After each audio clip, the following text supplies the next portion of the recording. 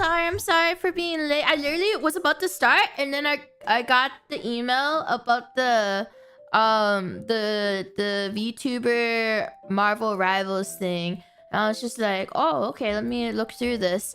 And I was just like, I got really worried because like I want this tournament to like go well, you know? And I got really worried because I wish I don't know. I was just because there's only two tank players in this tournament, and like there's a lot of people that are like, I can off roll because it's like first choice is like what's your main role, and then they're like, okay, but what's your off roll then? So you know, obviously some of these players can off roll, but you know, I can say I can off roll as DPS, but my off roll as DPS is like plat or some shit. So it's not like, you know, I hit eternity as support, but then if I try to off roll, and I barely play off roll too, so there's like some people that do play tank as an off roll, but like I only have one person that does that on my team. So I'm like, well, I see some teams, they do have off rolls for tank. There's one team that has 0 tank players. I'm worried about them. I don't know, maybe they'll surprise me. Maybe they don't need a tank player. They'll just like, actually no, they have one. It's like DPS and tank. I think they'll just like, maybe they have like they have an insane DPS player. Who needs a tank if you have an insane DPS player?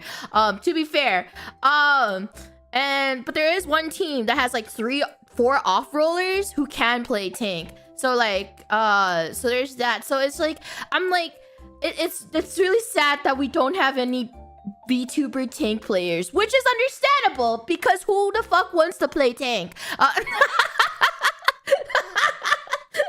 I won't reveal, like, because like there's some people here that will be very surprised that are participating here, so I won't reveal who the people are that are participating, and I'll let you guys, when it's revealed, you guys would know. The thing is, I'm like scared because I do want this to go well, and like balancing is the hardest part, but there's no fucking VTuber tank players. I'm so not surprised because who wants to play tank? It is actually like, you gotta be a masochist to want to play fucking tank. Anyway, so I was assigned captain, but my concern, like, I'll be like, you know, I'll be like super straightforward with you guys. I'll be very transparent with you guys. I don't want to be a captain. I think I have to be, because like in my head, if you're assigned captain, and if you're assigned captain, it means like, you know, you have like, because it's a pre-assigned team, and it's a pre-assigned team, so I'm like, why do I have to be captain?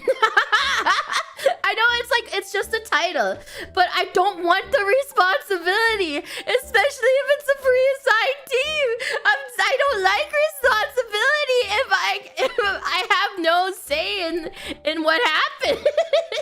So yeah, so I did email asking, can I like give up my captain spot, because I don't feel I just don't feel comfortable being captain. I just don't feel comfortable being captain if there's no captain duties. You know what I'm saying? Like,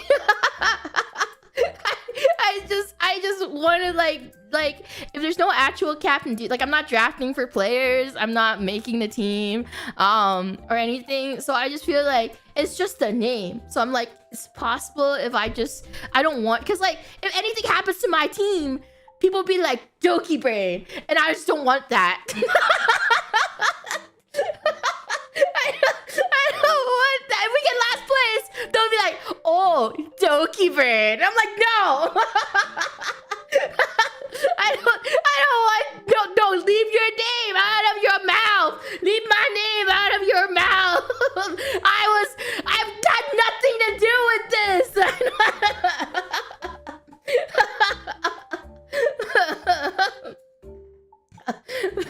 Patrick, thank you for super chat. Thank you. Thank you. So humble. We need a Captain Dokibird. So that's like, sorry, that's why I was late, because I was like asking like, can I give up my captain spot?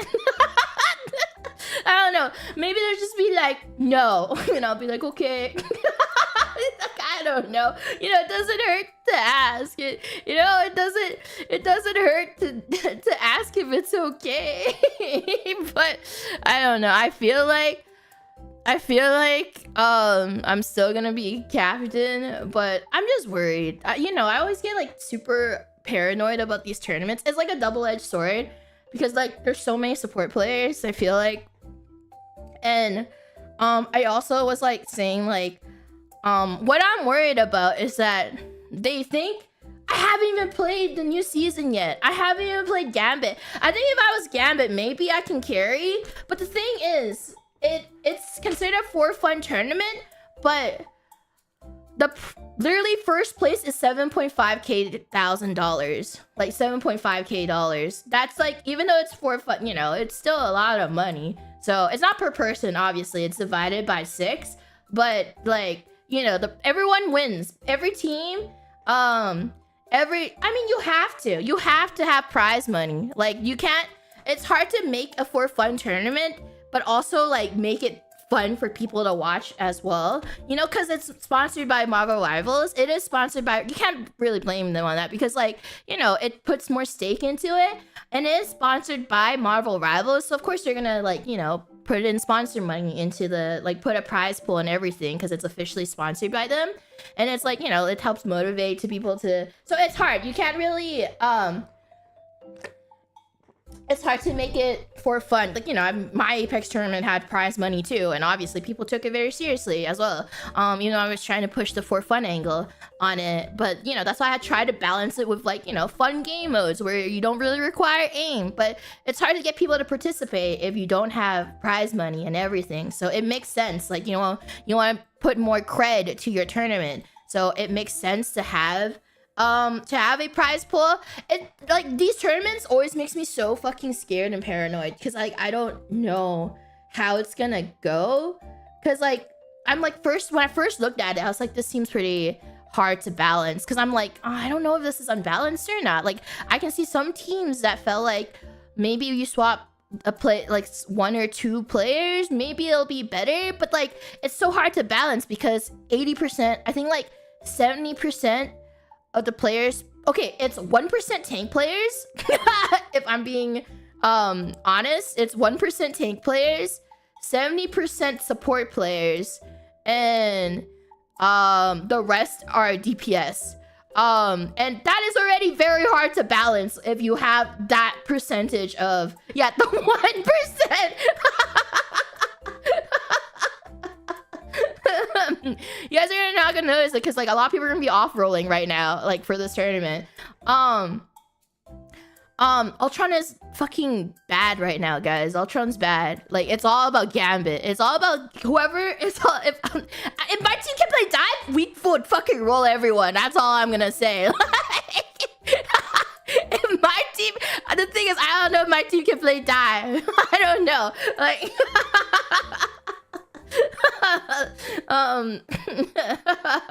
It's either dive or mag. But I haven't even tried out the new season yet. I don't know.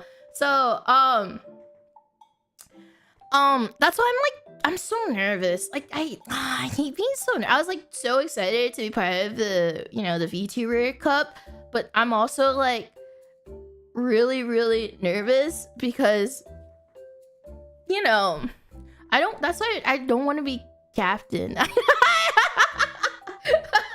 Because there's so much uncertainty. So I feel weird being captain, because I'm like, I don't know. This is I don't know. I think is like, just from my experience looking at, like, knowing the gameplay of some of these players on here, and like knowing like their skill level, I feel like there is one team, I know which team's gonna be first place. It's not my team. But other than that, like, that's the only team I know that's gonna be first place because they have a one above all DPS player. And that's the thing, that's so hard to balance because like the only other one above all player is me, but also I'm support. So it's like it's so scary because it's like, what can I do? They play Psylocke. What can I do? Like I can't solo a one above all Psylocke player. Like I'm just a little guy. I mean, maybe with Gambit, but like I said, I haven't even played the new season yet. Yeah, I'm just gonna heal real hard. No, you got no. I will say it's easier to solo carry on DPS as in Marvel Rivals than it is in Overwatch. In Overwatch, a lot of characters are more like it's very hard to solo carry. Like back then in Overwatch, you can solo carry a game easily. Like you can just play Widowmaker and hit like kill 4 people and then you win. But now it's not. Now it's a lot harder because all the tanks have 5,000 HP. So it's a lot harder now.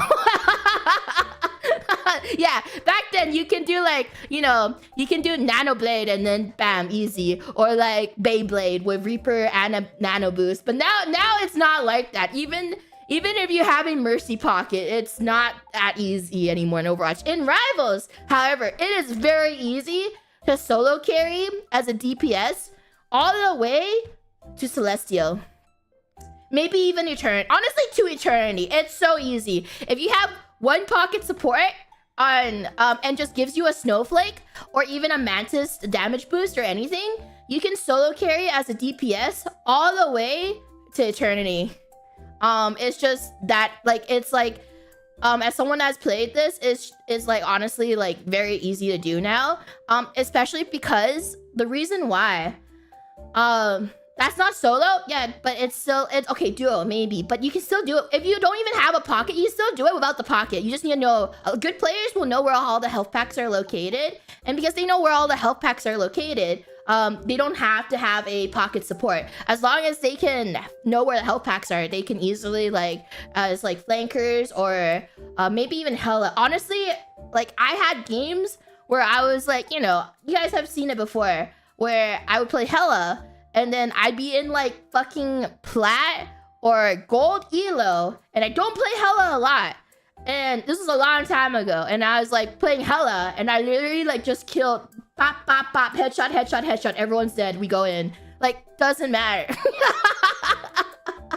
Just take care of the people that don't position very well, and then just go pop, pop, headshot, 2 headshots, they're dead. And that's like, yeah. So, like, you can just click heads, and yeah, it's just point and click. That's the thing. That's what like I'm most worried about, most nervous about. I'm trying to be like, it's okay, just calm down, Doki. It's for fun. I just don't want to be captain.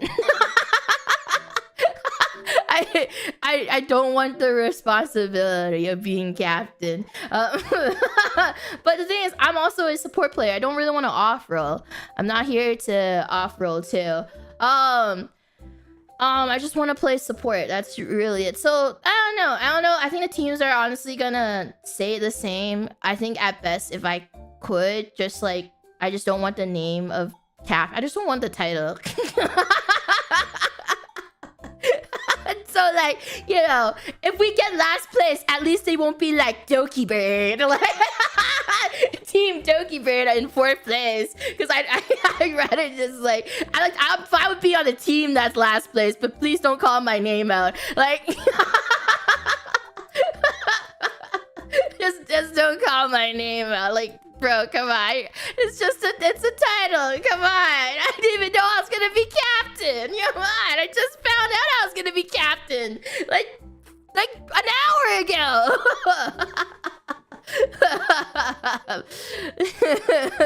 I just don't like it. It's just more like PTSD and trauma for me. I don't know. It's just like PTSD, I guess. Like, I just don't like it. It just gives me like, ugh.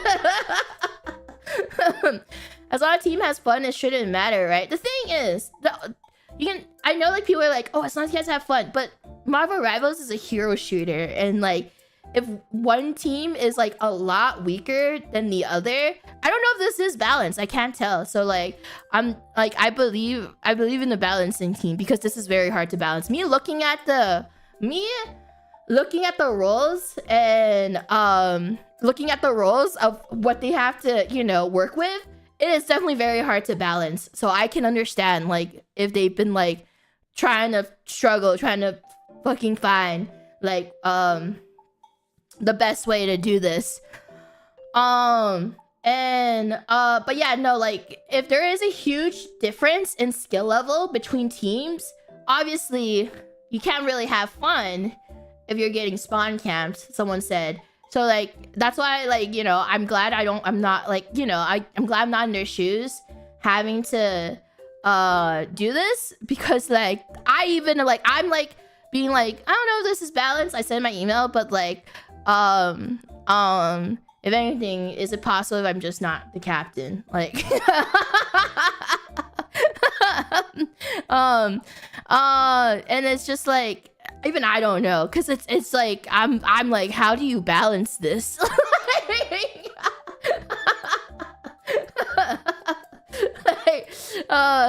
Yeah, no, okay, you know what's the most tilting thing? Getting killed by the same person 5 times in a row. I don't want my team to feel that. I don't want my team to feel that, you know, like being killed by the same person 5+ times in a row. That's not fun. Yeah. So like, and I feel bad, you know, the thing I feel bad about is that the thing that I feel the most bad about is that obviously they're like, oh, Doki, you've been top 500 before, but that was like, you know, I even wrote like it was the early season, like season 0 to 1. I've been top 500 before, and it's because of that peak that I like pull up my team's average because of it. So they have to find weaker, you know, lower ranked teammates to balance it out. So I feel really bad because all I can do is play support. I don't even care. Like, they're like, people, and when I play ranked, they'll be like, do you play anything else? And I'd be like, no. Be like, no, you swap. You know, I'm stubborn. I don't fucking want to play anything else. Like, so like, I haven't even touched the other roles in a very long time. So I'm like, I don't care. I'm still gonna play support. I'll be like, and then they'll be like, oh, can you play tank? I'm like, I have 0 hours on tank. I can just say that. And then they're like, okay, well, okay.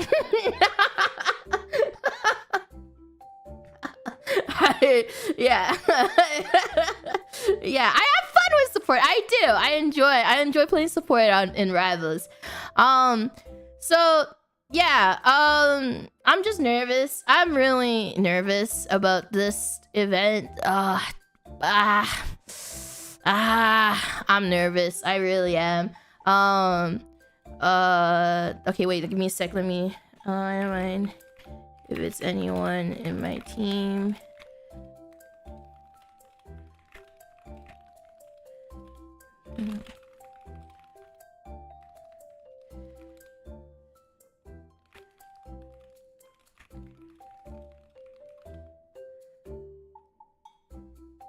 Alright, here we go. Alright, no, I don't want to flex. Because the thing is, when you're flexing, it has to be on tank, and I don't fuck with that. It's never DPS. You can never flex on DPS because there's like 200 plus DPS players like on my team. It's never, when you're flexing, it's never DPS, it's tank. I don't want that. I will never be a tank player. You can never get that out of me. Also, am I lagging a little bit or am I fluid? I can't tell. Never. Yeah, it's never a DPS flex. You know it. Also, for those who don't know, we didn't get nominated for Marvel Rivals streamer.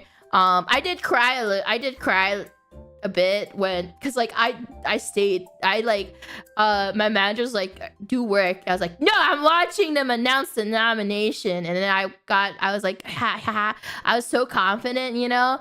I was like, oh my god, silly Doki. Never go in with high expectations. Never go in with high expectations, Doki. And then I was like hopeful and confident because I was like, surely I'd get nominated, right? I was like, I don't know why I thought I'd get nominated.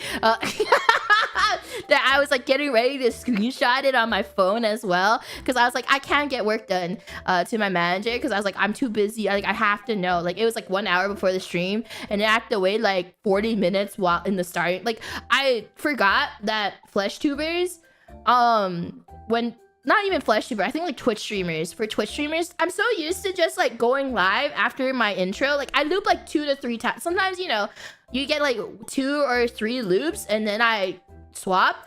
And you know, like even then I was like, oh, your guys are waiting too long in the waiting screen. But I forgot that like not just flesh tubers but like Twitch streamers, their waiting screen can be like an hour long before the actual stream. Like I forgot people do that on Twitch. Not just, like I said, I've seen VTubers do it too. They would like, you know, they want people to gather in first, but I would like, you know, the stream started, I waited I think like 40 plus minutes before they started the stream. Like because it was like starting stream, you know, the intro stream, like the waiting, like the starting stream title thing. And then I waited 40 minutes and then they started announcing the nomination. So I was obviously so antsy and everything. And so like, you know, I got my phone ready to screenshot it. And then I was like, after the 5th name called, I knew I wasn't gonna be in it. After I heard the 5th name, I was like, I didn't make it. So then I started crying because I don't know. I just thought that, you know, like, you know, people were like, oh, why are you so like put so much into this? Like, oh, it's just a meaningless award. The thing is, I put a lot of effort campaigning for it. So like, you know, and then it's like, I thought it'd be really cool and it'd be really nice to be like, you know, a VTuber representative because you don't see VTubers nominated outside of you barely see VTubers nominated outside of like the VTuber category. So so that's why I put so much like, you know, expectations on myself for it. And I thought this was like, oh yeah, this is like one of the categories that VTubers have a chance to like shine in because like I did so much on Marvel Rivals as a VTuber and like Marvel sponsors me a lot for like their stuff. And you know, they usually just pick me on the VTuber side and it's all flesh tubers. So, you know, I thought I was like, oh, maybe there's a possibility, there's a chance. And so that's why, like, you know, I thought it'd be really cool. I was like, oh, that'd be such good, like, representation, you know? To be like, look, see, a VTuber can, like, get on this category as well. Like, get outside of the VTuber category, because it doesn't happen very often. Like, I know, like, Iron Mouse, she has got nominated in various things outside of VTuber category, and it puts a lot of exposure to VTubers in general, because, you know, it's a normie. Lots of normies watch this. Like, the people that are nominated, also, like, it's the meta for streaming changed so much. It's mostly IRL streaming. It's crazy. But like you know, it's also like, you know, a lot of normies and like, you know, watch the streamer awards and like especially like the streamers that get nominated in these awards. So it's like really good publicity in general. So that's why, you know, I felt really bad. I felt really sad because I was like, oh, I can't believe I can. I was like, oh my god, I should, oh, like, you know, I was like, oh, why did I thought I could do it? Like, because, you know, I know a lot of, it's not your guys' fault. I just think that, you know, VTubers are still a niche. It's like a huge niche. And honestly, I feel like it's more so like, oh, it's not because like, okay, that's what pissed me off the most. What the thing was pissing me off the most was that people on my tweets, you know, of course, you know, on my tweets being like, my community didn't show up, or like, your community just didn't vote for you. And I was like, that's a fucking lie. I know so many Dragoons that voted me, and I know a lot of like VTubers from different a lot of VTubers outside of my circle were saying, no, vote for Dokibird for Marvel Rivals. So I was like, it's not my community not showing up. It's not like, even lots of VTuber, like the VTuber community even voted for me in Marvel Rivals. Like, it wasn't just my community too. So it's just because this is my theory. It's just that because I am not part of, like, I'm not like a normie streamer, and we're like VTubers, you know, like it's still niche. We're still very niche. We're part of a niche group within a niche group, because we're part of the anime group, but anime is already pretty niche. And then within the thing is, like, a lot of these normie streamers, like normie viewers, they'll be like, I don't know anyone in Marvel Rivals, but hey, this guy, I've seen this guy play this game once, and he collabs with the streamer that I do like, and I know he plays Marvel Rivals, so I'm gonna vote for him. I think it's just that, like, they're just like, you know, they're voting for their favorite they're voting for their favorite Flesh tuber in the categories, and they got to the Marvel Rival categories, and they'll be like, I remember this. Oh yeah, this guy played with my favorite streamer one time, and it was Marvel Rivals, or like, and I don't remember he streams Marvel Rivals. I'm gonna vote for him too. Like, I don't know what he actually does, but I'm gonna vote for him because, you know, he's like my favorite streamer's friend, or like he's collabed with my favorite streamer, and he does. I remember seeing him stream Marvel Rivals. So it's just that, and it's just like, you know, but obviously I don't know a lot of Flesh tubers. So obviously, like, and like a lot of Flesh tuber viewers, a lot of normies, they don't really watch VTubers. So it's just basically that. I just think I just don't have the reach, and I don't stream on Twitch that often too. I know a lot of people are like, oh, you should do multi-streaming now. You know, like Hololive is doing multi-streaming now. But like, I feel so, okay, I don't know. I know, like, I'm stagnating my growth by not streaming on Twitch. And I know that. I know I'm stagnating my growth by being so stubborn and splitting, you know, like doing Twitch as an afterthought and for like extra bonus streams. But like, I hate the chat restrictions. I hate it so much.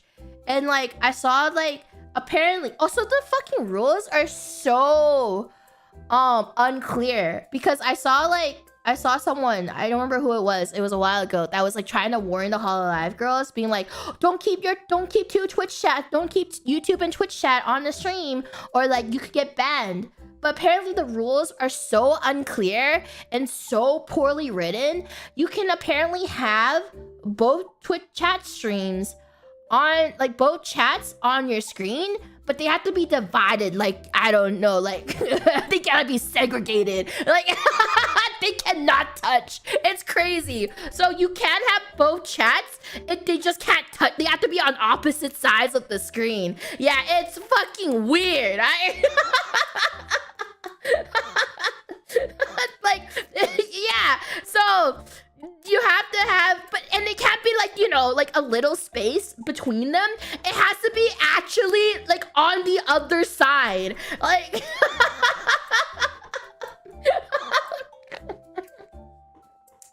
it's so because everyone thought that you can't have YouTube chat on if you're doing multi-streaming on Twitch, but apparently the rules are so, because that was like, everyone would parrot that. It'd be like, everyone was parrots it and was like, yeah, you can't have them have both on the screen. You can only have Twitch chat, because like Twitch will ban you if you have YouTube chat on the screen, because that's how vague the rules are. That's how vague it is.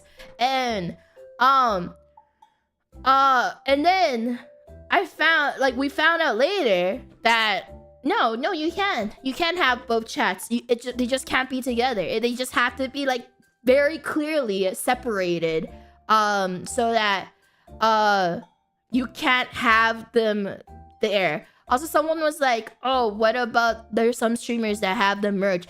Those streamers have a contract with Twitch that allows them to do that, because they don't want them to leave their platform.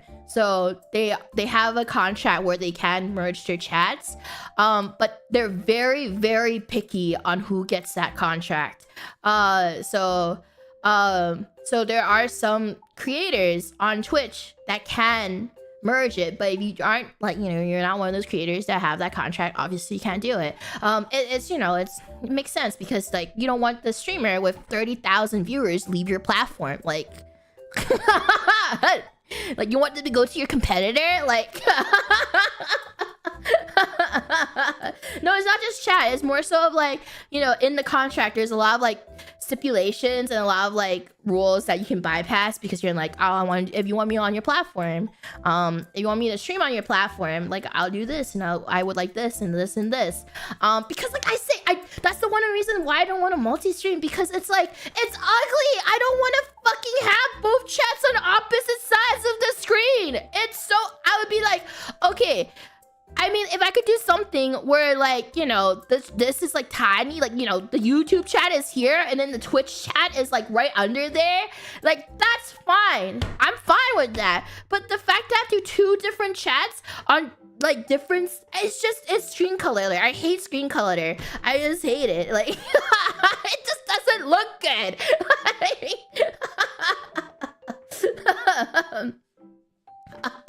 No, they have to be like very clearly separated and everything. I just that's what I hate. That's what I hate. I just, like, they have to be, like, here, and then another one would have to be, like, very clearly not touching each other, and I just it pisses me off. There are a lot of viewers that do what you just said. It's not allowed, though. It's not. I was reading that thread. I won't say it, but, like, no snitching though. But I was reading that thread and people were saying it's just more so, like, as long as Twitch doesn't do anything to you, if one is going up and one is they can't touch as one is going up and one is going down. Those are so fucking unclear. I was reading the Twitter thread and I was looking at, like, HoloLive, and they didn't want to, like, get in trouble, so they separated it in 2 different sides.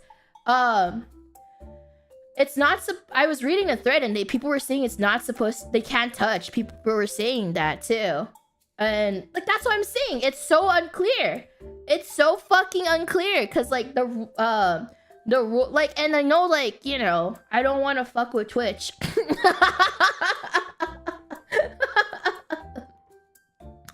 They're so unclear.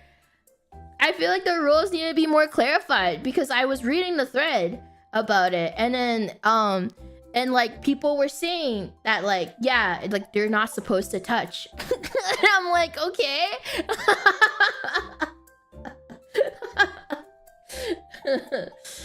But, like, even before then, it was, like, common knowledge where, like, Twitch was like, you can't have YouTube chat on screen. Like, I was like, that's what I just don't like having 2 chats on my screen because of the clutter. It's just, it already covers so much, you know? I play video games, I do a lot of gaming streams, and like, the thing is, I try to minimize as much clutter as possible. And I don't like that, like, I don't like the fact that, you know, Twitch, like, the chat can having 2 chats can cover a lot of stuff. Yeah. 1 chat is fine, but having 2, it covers a lot of stuff that's on the screen when I already have myself on screen as well. Like, no, it's because, like, you know, that's what also is really hard about being a VTuber streamer. It's because if you're doing, like, if you're a flesh tuber, you can just shrink your cam and stuff. But, like, you know, a lot of people like watching VTuber streamers for the VTuber on the screen. And then that's already covering up, like, 1/4 of the game. and then it's like, yeah, it's just shrink yourself. Like, what's the point? I might as well not be on screen. It's like those, like, I shrink myself, and I'm like those like interpreter, like the hand sign interpreter people on like right on the bottom. This is why I'm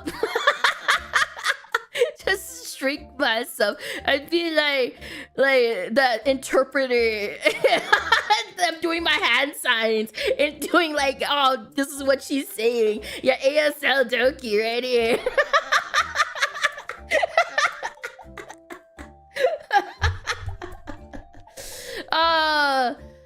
But yeah, I know I should multi-stream. I know. I don't know.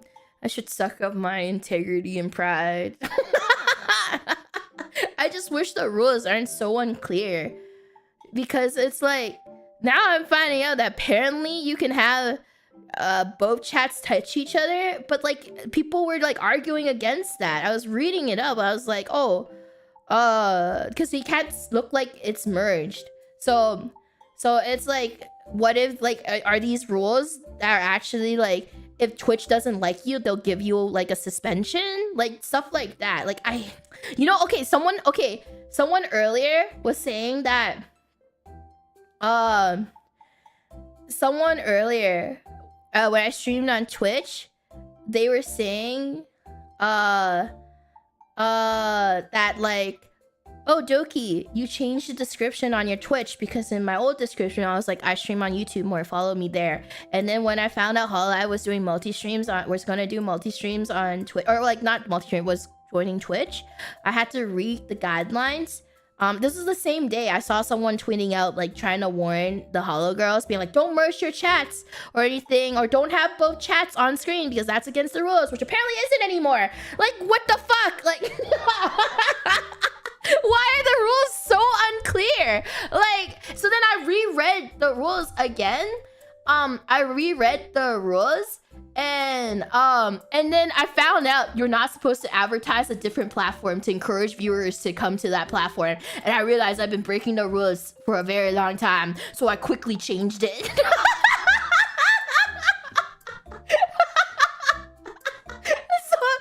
that was the day I changed the description, because in there it was like, you're not supposed to encourage your viewers to come follow you on. So I quickly changed it because I was like, oh fuck, okay. No, and you didn't get punished for it. I think I sort of did, because one of the Twitch staff unfriended me on Discord and unfollowed me on Twitter. So I'm pretty sure they're just like, I don't want to deal with you.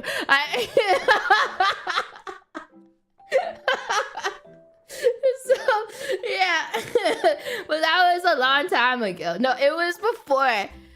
It was before, like, it was a while ago. I just didn't realize it until like a month or two ago. I realized it because like my manager asked me something about like, oh, do you have a Twitch staff I could message about something? And I was like, yeah, let me look up. And I was like, wait, I can't find them. My Discord friends list.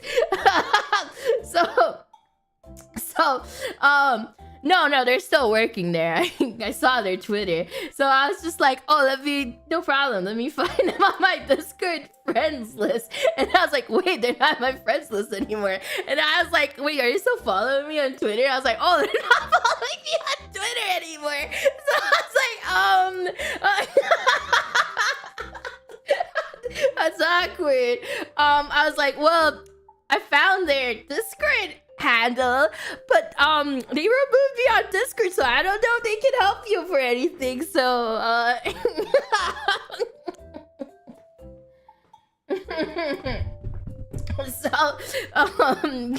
good luck.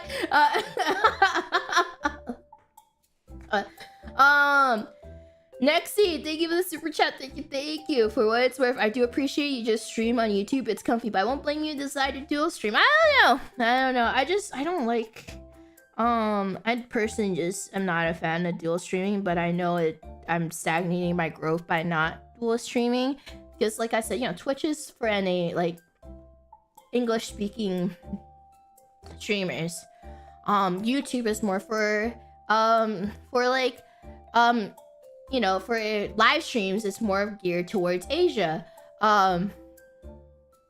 Twitch is for EU and NA, and YouTube is for VOD. Like, it's for video uploads, short form content. It's not really for live. Oh my god. Okay, so I was talking to Moxie, and he was like, oh, he's like sharing screen with me, and he's like, I was like, yeah, no, she's like, oh, I don't see you on Twitch often. I was like, no, I do my streams on YouTube.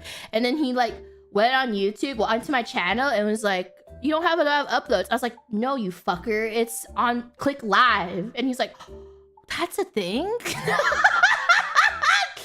That's a tab? I was like, oh my god, you fucking he goes straight to videos, because like that's what people normally do. And it's like, wait, what? There is a tab for live? Like, live? I'm like, yes, you fuck. Like, what the fuck?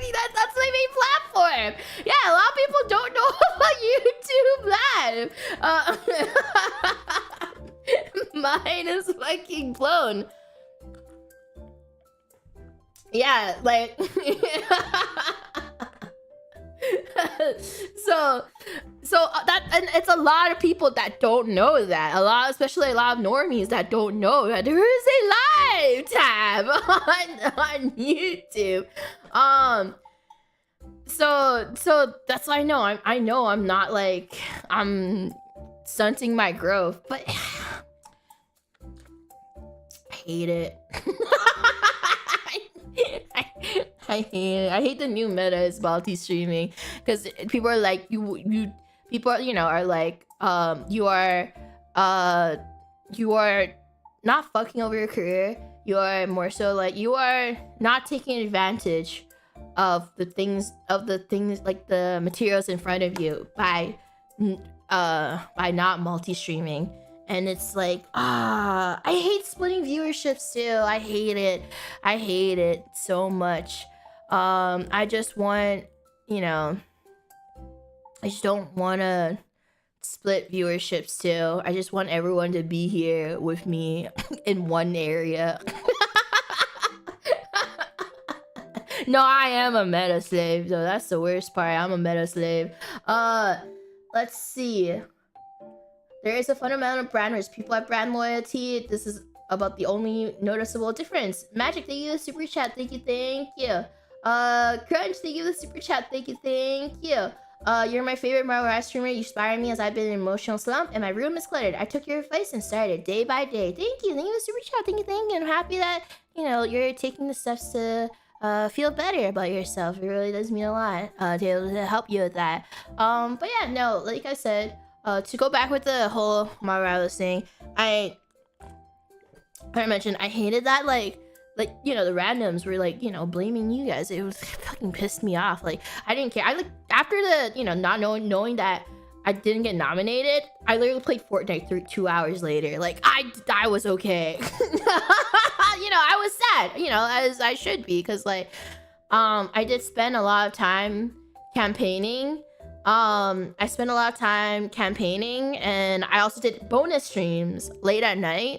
When I was already so busy. And I did do bonus rival streams late at night. So it wasn't like I didn't try. I felt like I did try. And so obviously, that's why people were like, why are you so sad about this meaningless award? Why are you like, because I put so much time and effort. Even though some of you guys might think it's meaningless, I still put effort into trying to campaign. So it, in my head, I feel like, oh, I wasted so much time. I could have, if I knew like, it wasn't possible, I wouldn't have took that time.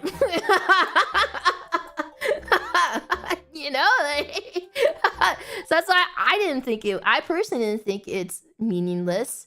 I thought like, it would have been nice to, be able to have a VTuber outside of the VTuber category, in one of those spots. And then, okay, another thing that I felt like I was getting rage baited, was that, like, people were like, oh, someone was like, you didn't even tweet about it. That's a fucking lie. Someone that cat was following me. I held my tongue, was like, I looked at her Twitter and she didn't even tweet about asking for a vote. If anything, my tweet had the most likes out of all the nominees that asked for a vote.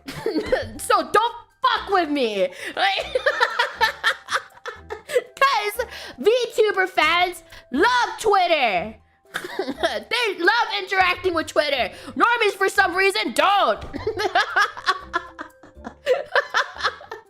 I was like, normies don't interact with Twitter, but VTuber fans fucking love interacting with Twitter. Don't fuck with me.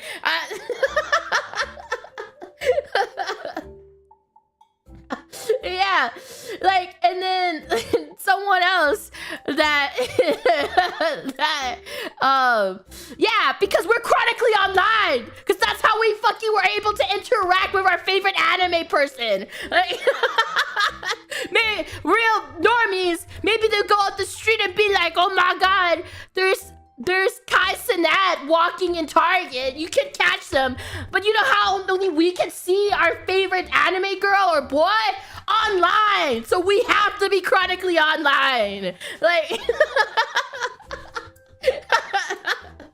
you can look outside and then you'd be like, oh my god, there's Speed doing his running shit. I don't fucking know. Like,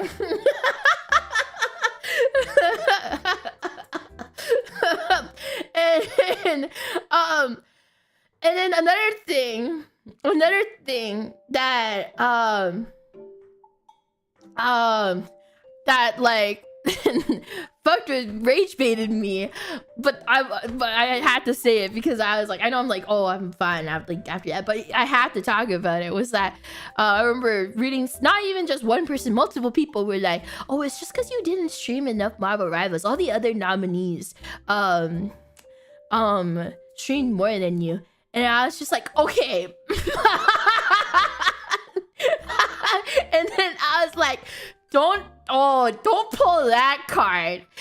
If anything, half the nominees streamed it when they were sponsored. Don't fuck with me. Like, and like, I don't say half, maybe like one or two. And then like, I know like another one, they like basically, they like, they stream it. They do stream it, but they don't like stream it. They are variety. One or two of them are just variety, and Rivals is their variety stream.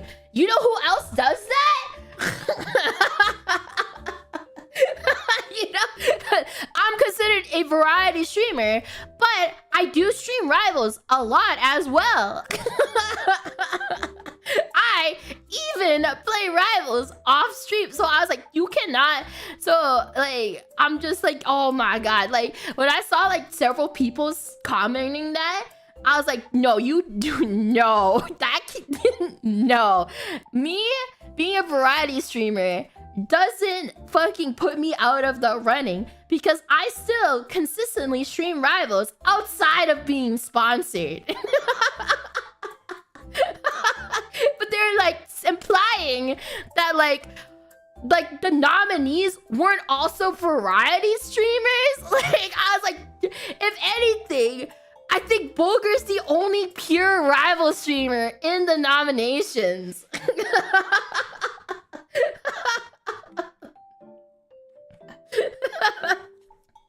So I was just like, no, no, no, no, no. I'm pretty sure like 3 of them have the same consistency as me in terms of like variety and streaming Rivals. So that's why I was just like, that's why I was like, you can't use that argument for me. I even play off stream. Like, I'm just like, bro, that's how I'm like, bro, I'm in so deep, I play off stream. Like, have you ever seen Tim play off stream? Bro, he has a family to take care of. He's not fucked up like me. Like, He has a life outside. Like, he ain't fucked up like me. I play Rivals at 3 in the morning off stream. I ain't here to make content out of it. I actually just purely enjoy the game. Like, I purely enjoy the game so much that I will not sleep to play Rivals at 3 in the morning. I have a problem, please understand. Like, yeah, he's very healthy. Yo, I had so many people I bumped into while I was playing off stream, not at a degenerate hour, actually at like, you know, 12 p.m. or some shit, like 12 or 1 p.m. I bumped into, what's his name? The org that left. By the way, 100 Thieves left the Marvel Rivals, didn't leave the Marvel Rivals. For those who do follow esports, 100 Thieves didn't leave the Marvel Rivals scene. They just didn't want to pay. I think they just didn't want to pay their roster before the new league was announced. Because if they still had, here's a little like esport like knowledge for you guys, like business knowledge. Like NetEase / Rivals haven't announced the new league yet, but there's no tournaments until 2026. So any respectable esport org, because that's, you know, they're all losing money, you know, like majority of esport orgs aren't making money. And you know, they don't want to pay their teams. It's, you know, they have to pay them monthly, you know? So it's easier to to drop their team and wait until the 2026 league is announced and then recruit a new team. Because that's at least 4 months of not paying wages. Like, so that's why they dropped their team. Because why the fuck would they pay the roster money when there's no tournaments to enter? Like,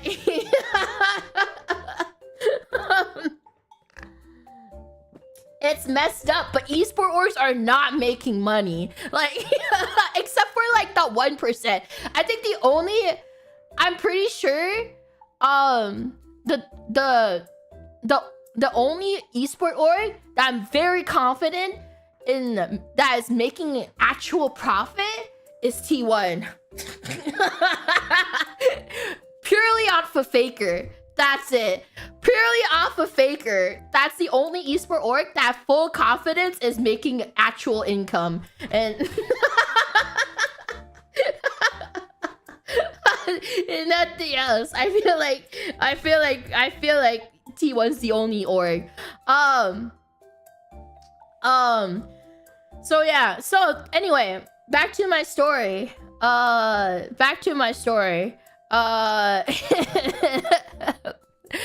was like 12 to 1 p.m.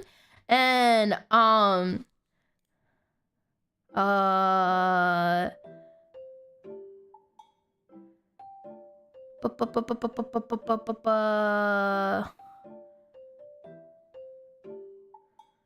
let's see. Oh yeah, I'm not captain. Thank fucking God.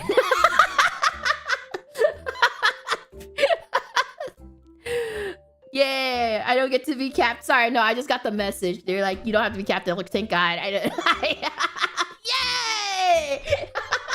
I don't care. They're like, oh, it'd be more publicity if you're like Team Dokibird. I don't care. Me already being in that team, everyone knows who I am. I don't need to be like, you don't have to like push my name out there.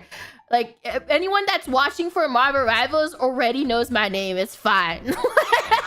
Like, I'm that much of a degenerate for this game. Like, on the VTuber side, I think everyone's aware. Yay, dodging responsibility. Yeah.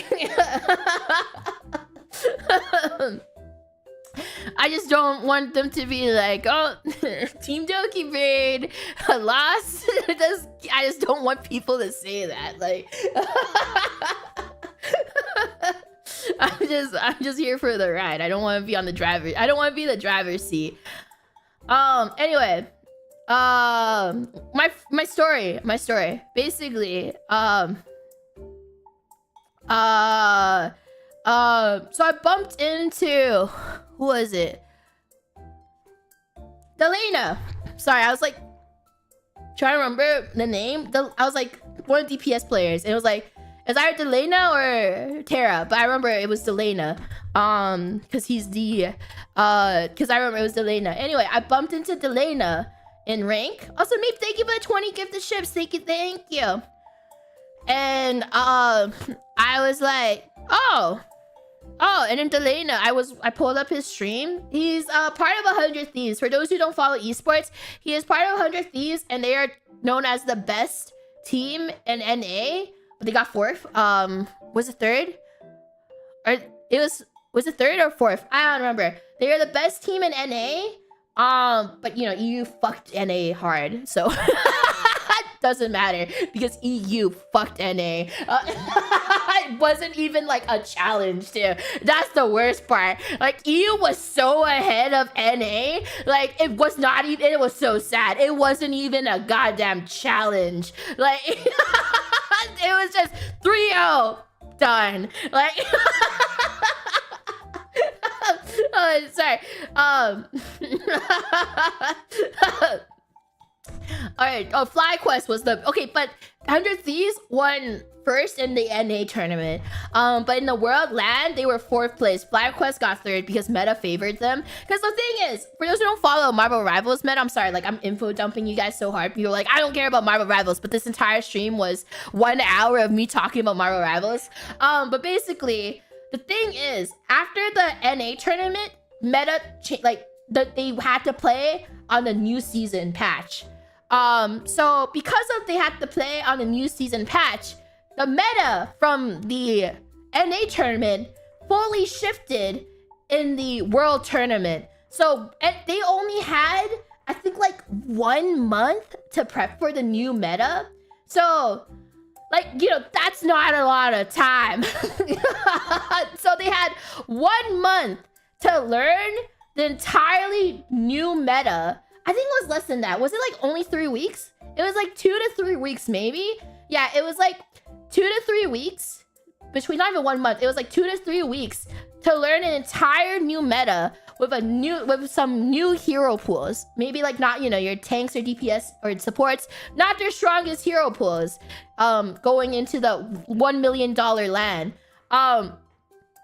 Because how's that different than the others? Because it made dive a lot stronger. The new meta made dive so fucking strong. Because for those who don't know, the new meta was that they buffed Venom.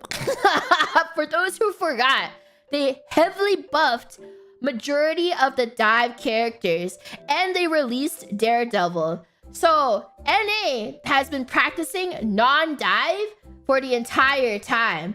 But in EU, they've always been playing dive. So for them, there was like, you know, it's nothing changed for them in general. So in NA, they all don't know how to learn dive in time. In 2 to 3 weeks, going in to a $1 million LAN. And the best Venom players in the world are all EU players. That's the thing. The best Captain America, the best Venom player, the best Angelo player, we're all Europeans. We're the European pros. So I would say the best non-dive kit, the best, you know, the stationary tanks, you know, the best Mag, the best Strange, the best Emma, those were NA. But that doesn't matter. Yeah, the best Captain Europe, basically. No, Captain Europe. It was literally Captain Europe. So all the best stationary tanks were NA, and all the best dive tanks were European. But the $1 million LAN was literally dive.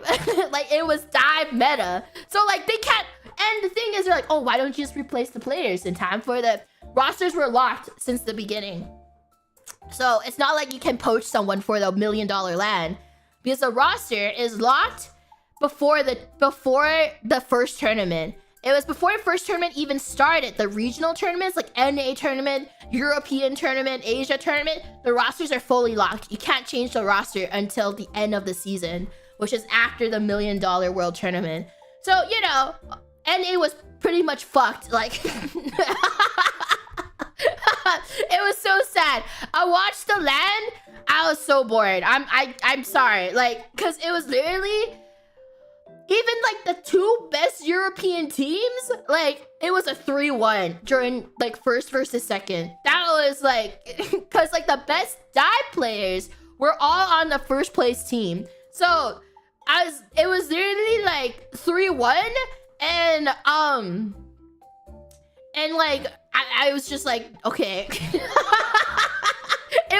It was one-sided as hell. Like, it was not like, it was so fucking one-sided. There was no actual fight. Like, you know who's gonna win. Like, it would be a miracle if the second place team even put up much of a fight. Like, the saddest part was there was no fight. Like, there was no actual, like, you'd be like, fight back! No, they're dead. Like, like half of them are in a coma right now and half are like dead. Like, so anyway, back to my original story. Now explain. Sorry, you guys didn't need the context of EU fucking NA hard, but like I just wanted to tell you guys like what it was like and what it might be like too.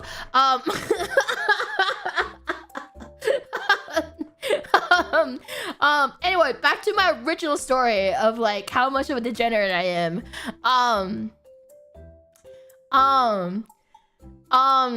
I bumped into Delana, who's his 100 Thieves, and I pulled up his because they were streaming. He was streaming with like another pro player, but they were both solo because, you know, like I'd say, it's such a weird Twitch meta now where like even though you're not streaming together, like you're not like playing together, a lot of the smaller streamers, they do the stream together just so they can combine all their viewerships together to be on the top of the Twitch page.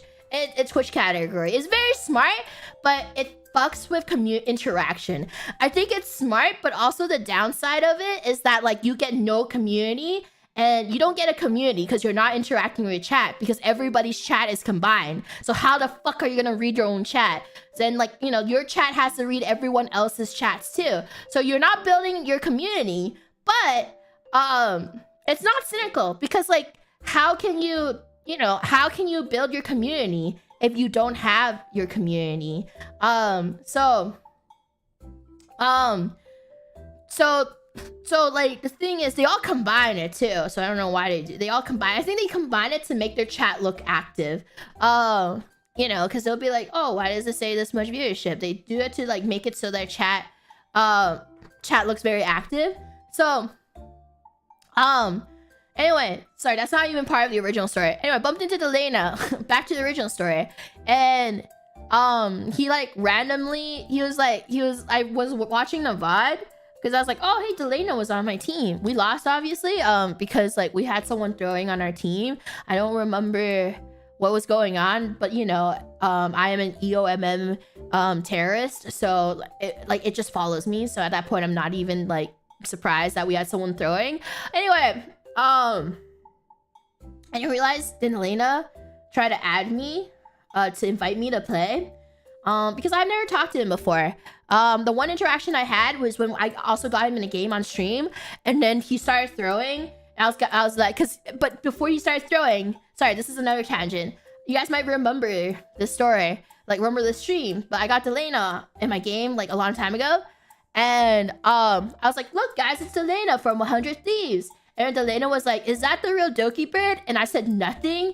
And then he swapped a squirrel girl and started throwing. And I was like, guys, I should have told him I am the real Dokibird. Like, I was like, guys, I fucked up. I should have told him so he wouldn't throw. Like, and then he realized I was the real Dokibird, and then he swapped back to and then he swapped back to like a real DPS character, and then and then he went into my chat and was like, we should play together. So now I was like, yeah, sure, add me. And that was like 4 months ago. So that was like the last interaction. That was the first and only interaction I've had with Delana. Anyway, fast forward to like last week. bumped into him again. And then obviously I wasn't streaming because I play for the love of the game, not because I want to just make like, you know, just not because I want to have to stream it or anything. I actually enjoy playing this game off stream. I looked at his chat because after the game I looked at his chat, and then I was AFK and I came back, and then I saw his chat because I wanted to see like, oh, did he say anything? Did he notice I was in his game? And in his chat they're like, oh, Dokibird, what is it called? What's that lingo people use nowadays when, oh, dono walled you. I was like, what is that Twitch lingo? They're like, wow, I can't believe Dokibird dono walled you, or like, yeah, she doesn't acknowledge you, bro. And I was like, what? I was so confused. I was like, what the fuck? I didn't do anything. He didn't even ask him, he didn't even say anything to me. And apparently, dono wall means like, they like try to talk to you, but you ignore them. So like, so they don't talk, like you don't talk to them until you don't, I think it's like they don't talk to you. They're like trying to imply that they don't acknowledge you unless you give money to them. I think that's what that means. And you know that I don't know all you guys because I'm literally interacting with all of you guys and I don't have a super chat right now. Like, yeah. Guys, no one super chatted me and I still talk to you guys. I still read a comment in the chat. So I ain't dono walling. Also, thank you for the raid. Thank you. We had a great stream.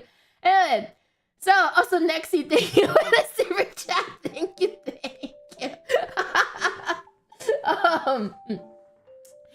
Anyway, so what happened was that, and I rewatched the VOD, and he was like, wait, is that Dokibird, the real one? And then he was like asking his friend, he was like, yo, was she streaming right now? And then he was like, nah, she offline. And he was like, what the? And then they were like, what the fuck? They're like, what the fuck? Why is she like, bro, she played for the love of the game, bro. They couldn't comprehend the fact that I was playing off stream. They're like, what a fucking freak. Like, bro, you think she plays for fun, bro? Like, so whoever is thinking of super chat, thank you. Let me fix that for you. Lord Corrosive, thank you for super chat, thank you. That's ridiculous. You miss super chats all the time, and we love you anyway. Yeah, I'm the reverse dono wall. I'm wall dono.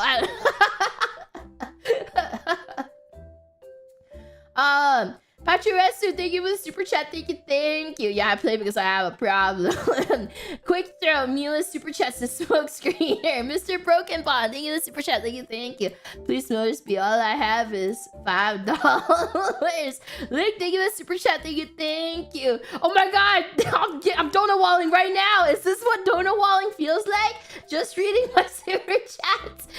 Stop dono walling us. Thank you for the super chat, Luke, thank you. Billy, thank you for the 10 gifted shifts, thank you. Oh, it's neat. Thank you for the super chat. Thank you. Sometimes donating seems to hurt your chances of being noticed. Thank you for the super chat. Thank you. Patricesu, thank you for the super chat. Thank you. Anyway, I think that's really all there is about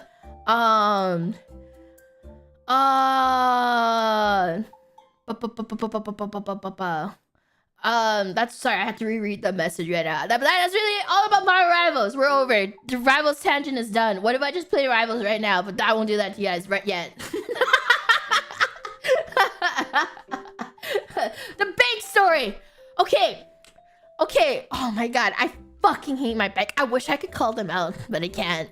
Yeah, because it's a very Canadian specific bank. Oh god, I know like some people, if you're Canadian, I feel like some guys already sort of know which bank it is because there's only one really fucking terrible Canadian bank. And I'm definitely okay, I'll give you guys this context. My mom picked this bank because she knew it was a bad bank, and like so like she was like she wanted to take advantage of that, and like disgusting. And anyway, so I didn't realize how bad of a bank this particular bank was, until all the problems showed up while I was trying to handle this. Like, so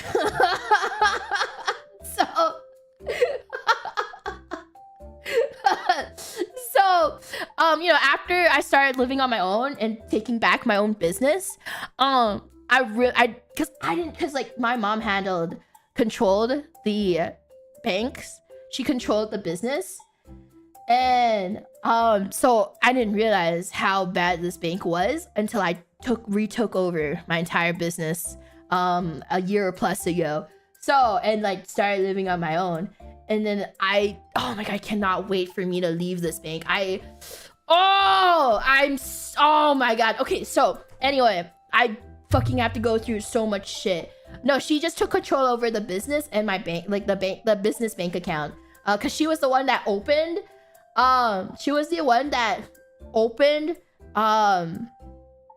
the business bank account. Like she was in charge of it, and she picked this bank. So god, I fucking hate this bank, by the way. I know I keep saying it, but bro, it's so fucking bad. I'm gonna tell you why. This new story. You guys already know so many stories about this bank. Astrum, thank you for the 5 gifted ships. Thank you. The thing is, when I took over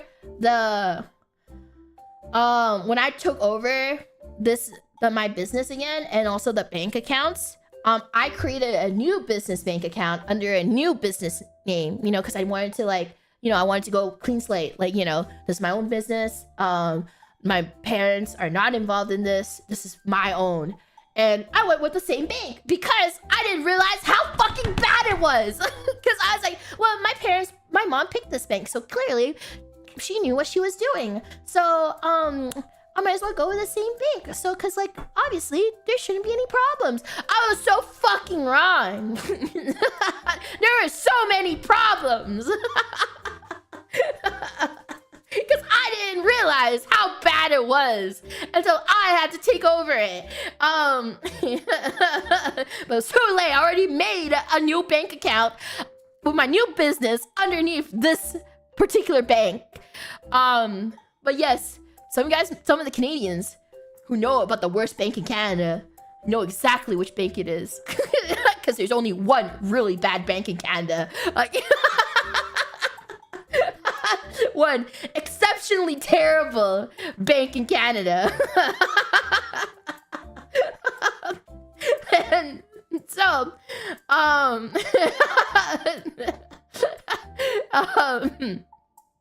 anyway, so today, I had to call them because I'm tired of doing wire transfers by going to the branch. Because every other fucking bank in the world does not require you to travel to the branch to do wire transfers. And so I was like, obviously, maybe, you know, I'm gonna call them because, like, I was talking to my manager about this because, like, they're like, okay, you have to pay this person, you have to pay that person. And I was like, and they're like, did you pay this person yet? I was like, no, because I have to walk over to the bank. I have to do like a really long walk to the bank to do it. And I don't want to do it for one wire transfer. So I'm waiting for it to all build up and then I go there and I just do like 4 to 5 wire transfers at once.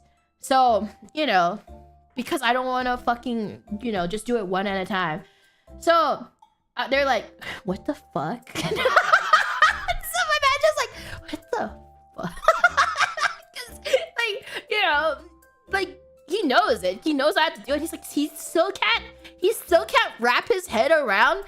Because I've told this to him multiple times. But he still can't wrap it around in his head that I have to walk over there to do the wire transfer. And I was like, what? Isn't that not how? And I was like, what? Isn't that how all... Like, when I first told him this, he's like... I was like, isn't that how all banks do that? And he's like, no. He's like, what? No, what the... Yeah, in the 70s. Like, yeah. He's like, I don't know, in the fucking 70s? Like, it's 2025. time. Like, so like, yeah, maybe 30 years ago, maybe, but like not now. Like everyone's things digital. I was like, what? I was like, no, that's not true. They don't mean. I asked so many. They're like, you gotta go to the branch to do your wire transfers, and no, I'm not talking about e-transfers. I meant international wire transfers that I cannot do online, apparently. And then, like, when I pay, like, Americans, like, they are like, just do it online. Here's our information. And I was like, I have to walk to, sorry.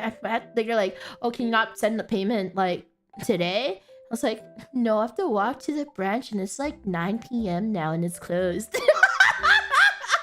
And they're like, obviously, like my American like people that pay, they're like, what the fuck do you mean? Like, just do it online. I'm like, no, I can't do that. The bank is closed. I can't just like, I'm sorry, the bank is closed. Or I'll be like, I'm sorry, it's Sunday. So I'm sorry, sir, it's Sunday. I have to wait until after Sunday to go to the bank to do this wire transfer. I can't do it. It's closed. Like,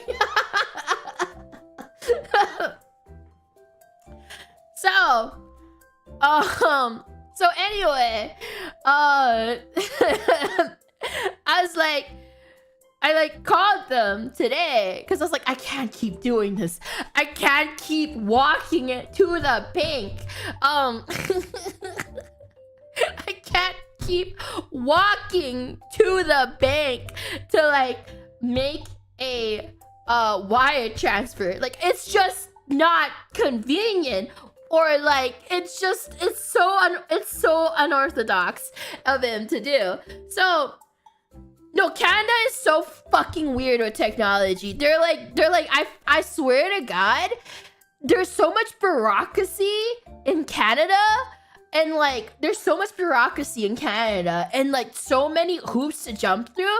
I feel like I am not living in the 21st century. Like, like, it's just Canada. It's literally just Canadian things.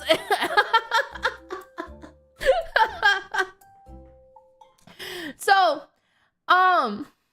anyway, so I called my bank, and now it's just like, I called my branch, and I was like, so I really want to know, like,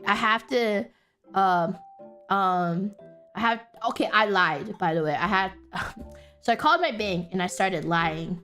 And I was like, oh, I have to go out of country in like a month or two.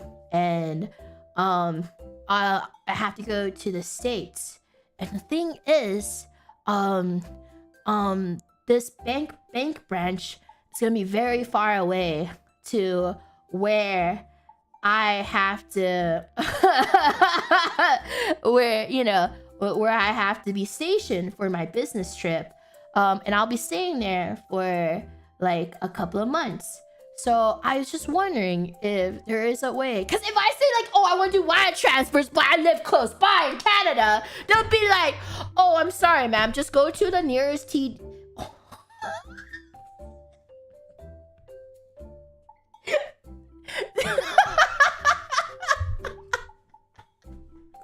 I'm sorry, a lot of rage came in.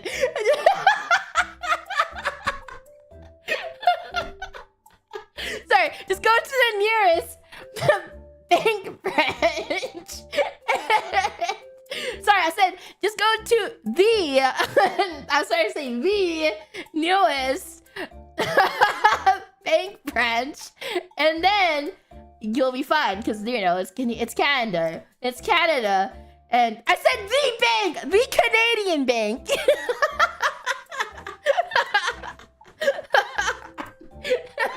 Anyway, yeah, I was trying to say the bank. Anyway, yeah, so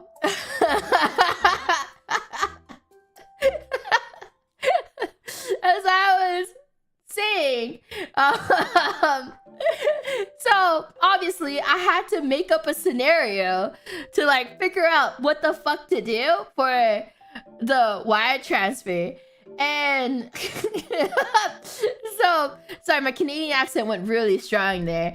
So I was saying like, oh, like in 1 to 2 months I have a business trip where I have to be in the States for a while. So I was wondering, like the closest bank, like the closest branch of your bank is not that close to me. So I have a lot of important wire transfers I have to make for my business. So I was wondering, like, I used to work for this. Yeah, it was bad. It was so bad. It still is. Anyway, I was wondering if there is like an easier way to do this wire transfer because I don't want to travel an hour or two away to do this wire transfer. You know, obviously, but like little do you know, I just don't want to walk like. I just didn't walk like several blocks to this goddamn fucking bank, like in general. Even though the walk is like less than 30 minutes, I don't fucking want to walk there. Like, you know, he does know I'm actually still gonna be in Canada. Anyway, so the guy, he was like, oh, we have something called the global money transfer. And you can do that online or on your app. And I was like, oh, really? And he was like, yeah, it's called the global money transfer. And your account should be able to do it. And you can do it online. And it's really simple. Just check it out on your app or on your PC. And I was like, can't be that easy. Like, surely it can't be that easy. So I was like, okay, sure, all right, thank you. And then, you know, stupid me, instead of, you know, trying it out right away, I walked Dad, I ate dinner. The bank is closed. I got on my PC and looked for a global money transfer for my bank. I logged into my bank account. I clicked on the option global money transfer. And then what do I see? Your account is not eligible for global money transfer. You are a small business account. Please go to wire transfer to see how you can do wire transfer. And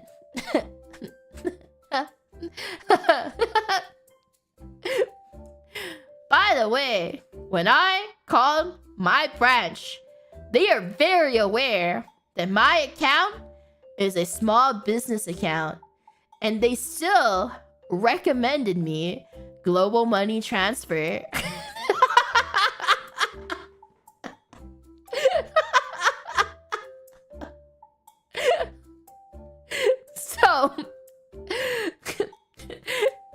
So I'm like thinking, why the fuck did you recommended me this when you know damn well my account is not eligible?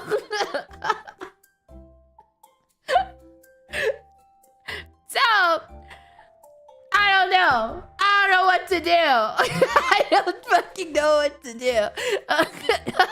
I don't know. Maybe I'll call tomorrow. I don't fucking know. By the way,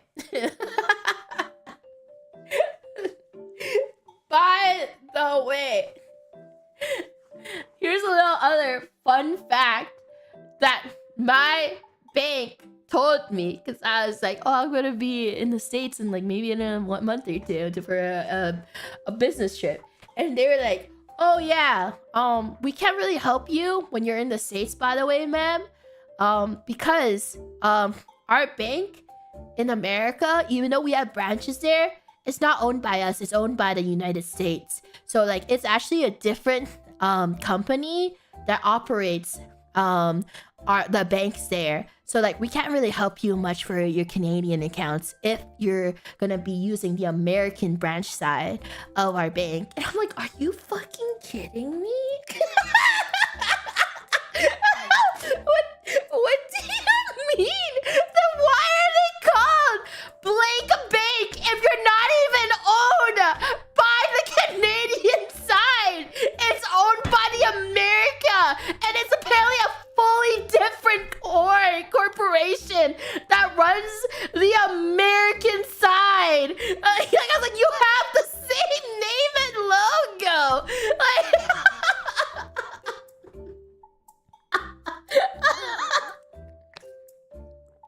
like, I was like, what do you mean they can't? So, if I go to the American branch of this particular bank, they will not be able to assist me on my Canadian accounts because they do not have the, oh my god, what's the word? They do not have the access to it because they are the American branch side and it's owned by a different corporation. So,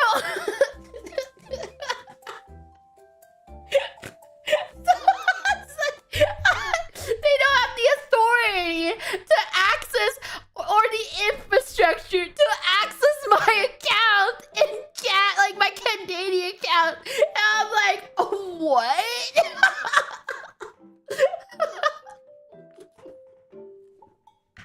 and then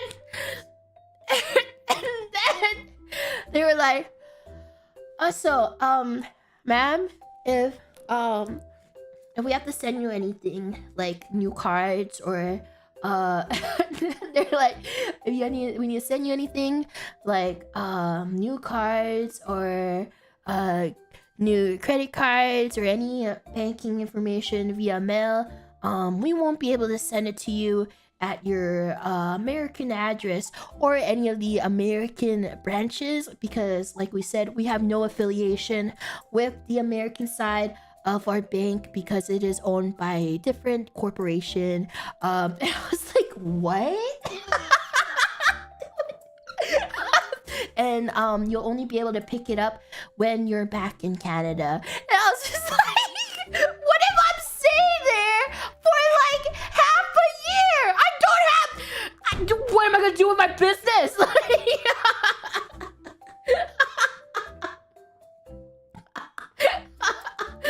just like, because I'm just like actual skinwalker bait. So I'm just like, what would I do if I had to like go on a business trip for like, I don't know, half a year, like in not even just the States, but just like somewhere else in the world? Like, what the fuck am I gonna do? Like, that's not a big. I was like, it's so inconvenient. And I swear to God, you know which bank I miss? HSBC. I miss that. I miss HSBC so much. They treated me like a queen. They oh my god. HSBC and Royal Bank treated me like a fucking queen.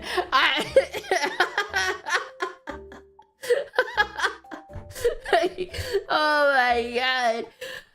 Oh, because like HSBC got bought by Royal Bank, so they stopped existing in Canada. I don't know if they're still around. I know like majority of the HSBC bank. For those who don't know, HSBC it's a Hong Kong bank. But majority of HSBC banks in Canada got bought off by Royal Bank, and then like my account got transferred to my HSBC account got transferred to the Royal Bank account. I still have my Royal Bank account, but they treated me like a fucking queen. Oh my god!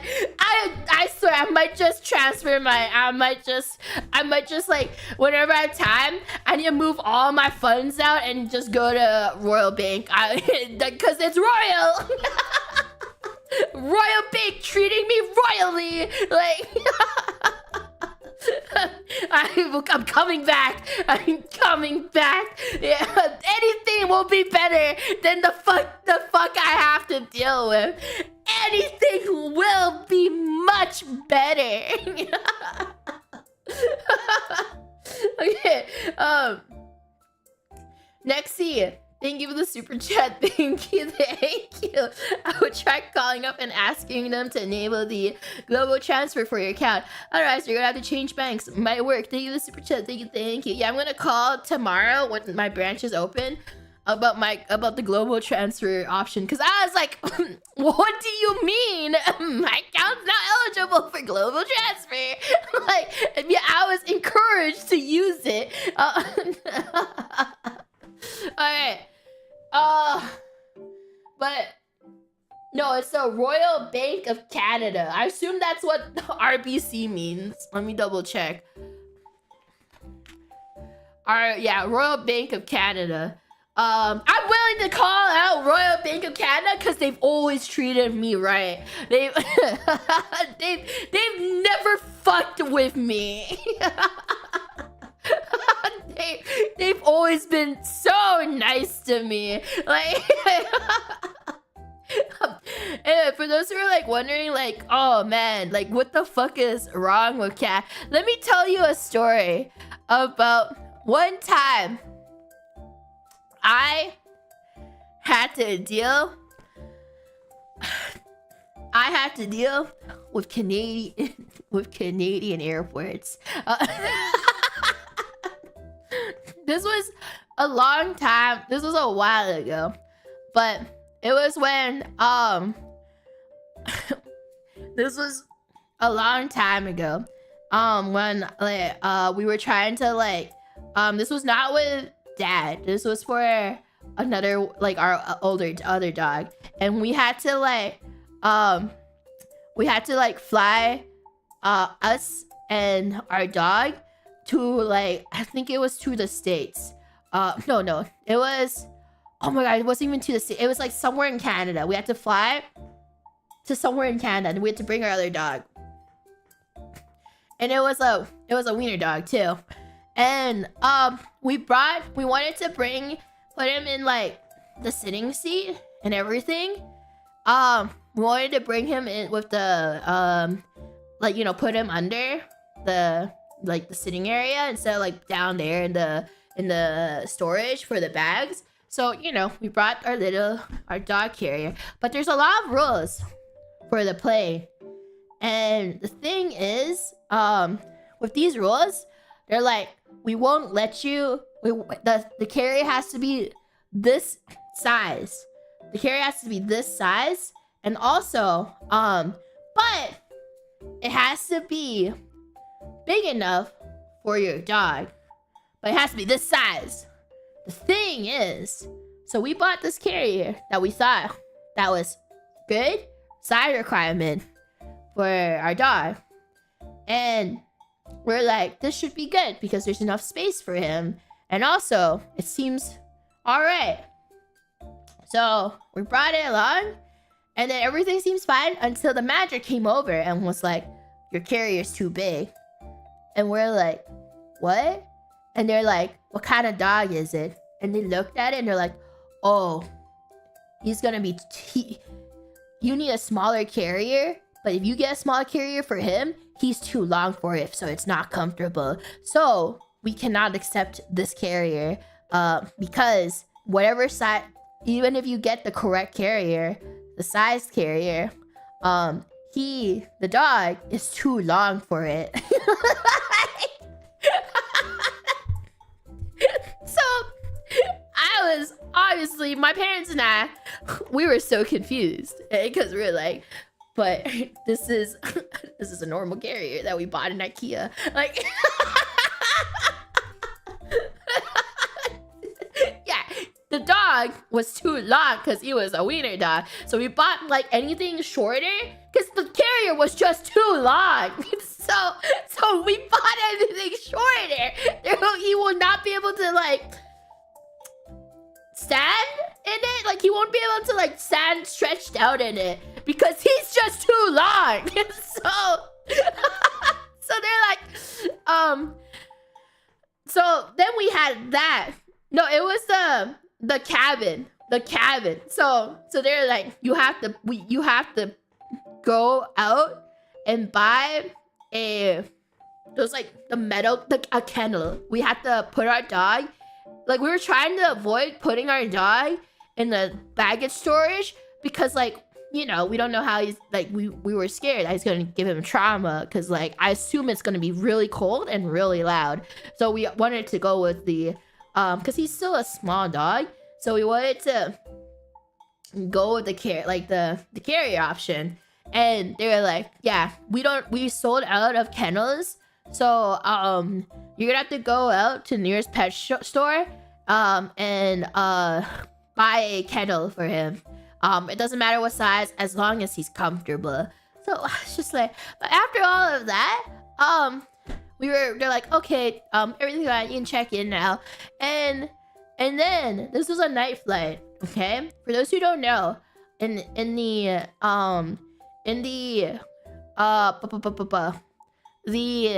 the security sector, they close at around, I think like they closed at night. So I don't remember, it was like 11, it was so long ago. I don't remember, it was like 11:30 or 10:30. So the thing is, I think it was 11:30.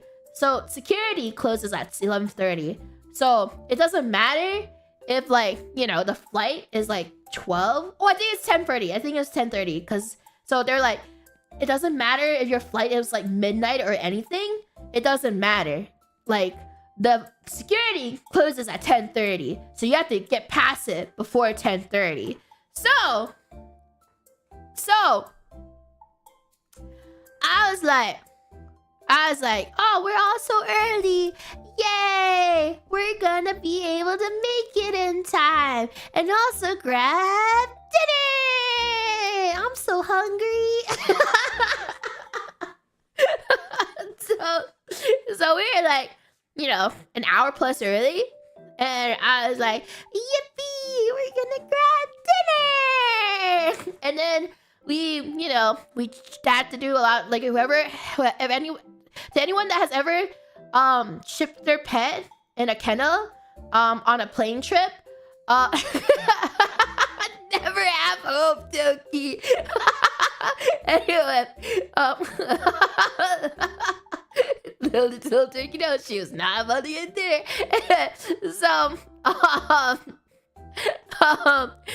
So anyway, no, it was like an hour before 10:30. It was more than an hour before 10:30. So, you know, we checked everything in, our baggage and everything. And then, you know, we had got all the tags for the dog, for the kennel stuff. Like there was so much stuff. You had like tags and like, wires and stuff like that. You have to lock it, all the cages and everything, all these stickers. And then they're like, wait right here. You gotta wait for a person to help you bring your dog through security. We were like, me and my family were like, okay. So we waited. And we waited. And we waited. And then the lady, or sorry, the man that was like, you know, the flight, I don't know what they're called. The people that were helping you check in baggage people were like making calls and everything. Cause the thing is, the dog needs to go through their own form of security before they're able to go through to the plane. But we had to be there. So we waited. And then 30 minutes passed. The flight attendant, the is it flight attendant? like they were the ones that check in your tickets and your luggage. They're like, they made another call. It's like, where are you? You know, like, where are you?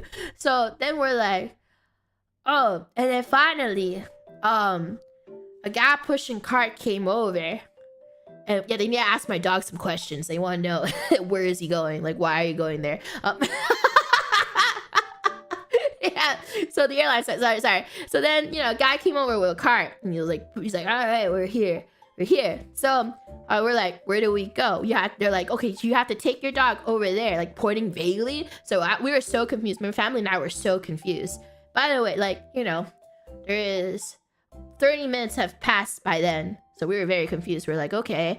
And then, okay, we're gonna stop the story here because I need to blow my nose. Give me a sec. I don't have tissue. Oh wait, I do. Never mind, JK, I just gotta mute myself. Sorry, cliffhanger. Does this dog have any bombs? But that's the thing, that's what the security is for. They want to check the kennel if there's fucking bombs or drugs hidden in his fucking blankets. So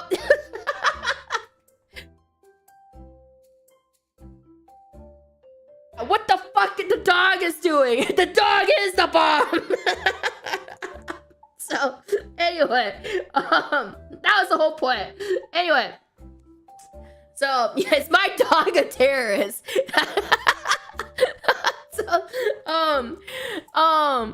anyway, so we were confused. Me, my family, and the cart pusher were so confused because I don't fucking know why he doesn't know where to go. Because we assumed that he knew where to go, just because, like, you know, it's his job. Like the airline staff literally called him over to take our dog to wherever he's supposed to go. So we're just standing here. And then the security line people, like the security officers that deal with the line for the security, went up to us and was like, you guys gotta hurry, because security closes at 10:30 and you won't be able to enter through the gates after that. So obviously we were like panicking because there was 30 minutes left before security closes. So we're like, where the fuck do we go? And then one of the security staff that checks like oversized baggages or like to put bags through the check-in badge came over and was like, you, pointing to the guy pushing the car, you need to go all underground and then around and then through this door so you can go through the staff door with the dog. Oh wait, no, you have to go through here so we can get you checked out. And you have to go through all the way from the underground staff door. Yeah, it's a maze apparently. And then blah, blah, blah, blah, blah, and through that door, through this door to come to security. And then he didn't have to bring the dog, but the staff had to do that because it's part of like security to make sure the staff doesn't carry anything to make sure the staff also isn't hiding anything dangerous. So, and then the staff was like, what do you mean? That's not how we do it. And then the security guy was like, no, that's how our airport has done this always. So I don't know. And then like the airline attendant came over and was like, no, that's not how we do it. I don't understand. That's not how we always do it. And then the security guy was like, no, we've always done this for years. I don't know why you don't know the proper protocols of how to do it. Because we're like, why can't we just push the cart over to the security check? Because it was just in front of us. It was literally 10 steps away. Like we literally, and he was like, you can bring the dog over and put the cart here. And we walked 10 steps, put the dog in the security check table, and then later he was like, all right, now you, to the staff guy, you have to go underground, go around here, take the elevator, come back up, and show up from this door. And then we can do the security check on the dog. And then me and my family just stood there and waited for this one guy to show up from that one door.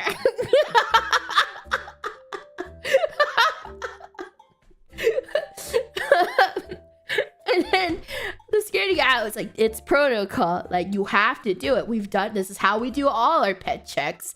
I'm like, why does he have to go through some fucking Hunger Game trials? Like, he doesn't even, like, we don't even know this man. Like, he just works for the airline. Like, I don't know this guy. Like, so, okay, for this, let me see if I can draw this out. Like, so and then, like, it's just airport bureaucracy. Okay, alright, and then, okay, I'm gonna draw this out. It's gonna be really bad. And then there's, and then man, the security man.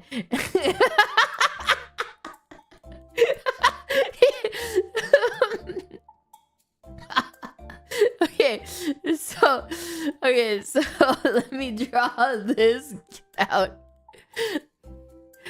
So, okay, I don't know if it makes sense at all, but basically, alright, let me grab the picture. Okay, so there's a dog, there's me and my family, there's the security man, and the staff guy has to come out from this door, and he will not accept anything else. He cannot come from the side. He cannot show up, you know, through the through the regular people area. He has to show up from this door and only this door. Like, so the thing is, to get to this door, let me draw another picture for you guys. So is that this, okay, wait, this is the door. There's like an underground system. He has to go through an elevator. He takes an elevator L and it goes straight down, and then there's like the door.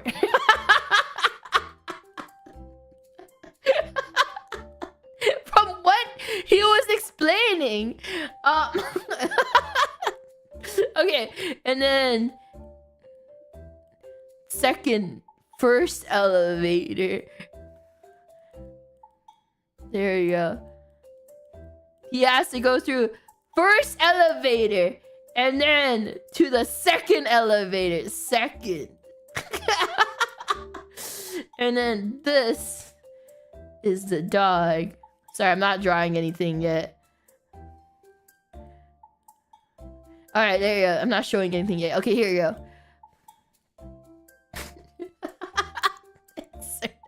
I hate Canada sometimes. I hate the bureaucracy and how backwards everything is. Alright. So, here's another picture.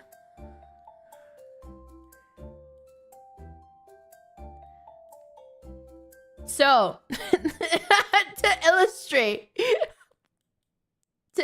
this, he has to go through, he could just walk to there and then we're all here. But the thing is, he has to take the first elevator and then go through this long maze and then go to the second elevator, and then because he has to go through security. Sorry, there's security right here. Okay, sorry, let me draw like red, like beep beep beep beep security. Security. There you go. So so yeah, it's like the Disney tunnels. So he's got to do his own security right here. And it's like, you know, first elevator, second, and then security down here. And then that's not us, by the way. It's the staff member. Like and then take the second elevator to go through this door right here while we're all waiting. So it was like, you know, White Rabbit tapping the clock. Tick tock, tick tock. Like when it. So we waited. And we waited. And then we were like, where the fuck is this guy? Like, the security guy was like, don't worry, he'll show up soon. Like, he'll show up soon. Don't worry, we've done this many times. He'll show up. And my parents and I, we waited. And 10 minutes passed. Another 5 minutes passed. Soon, there was 10 minutes till 10:30. It was 10:20. And the guy has yet to show up. And then one of the ladies at the other security booth came up to us and was like, he came back. He didn't know where to go and he came back. And we were like, what? What do you mean he came back up?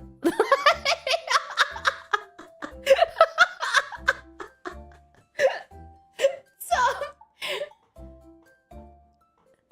there were 5 minutes left.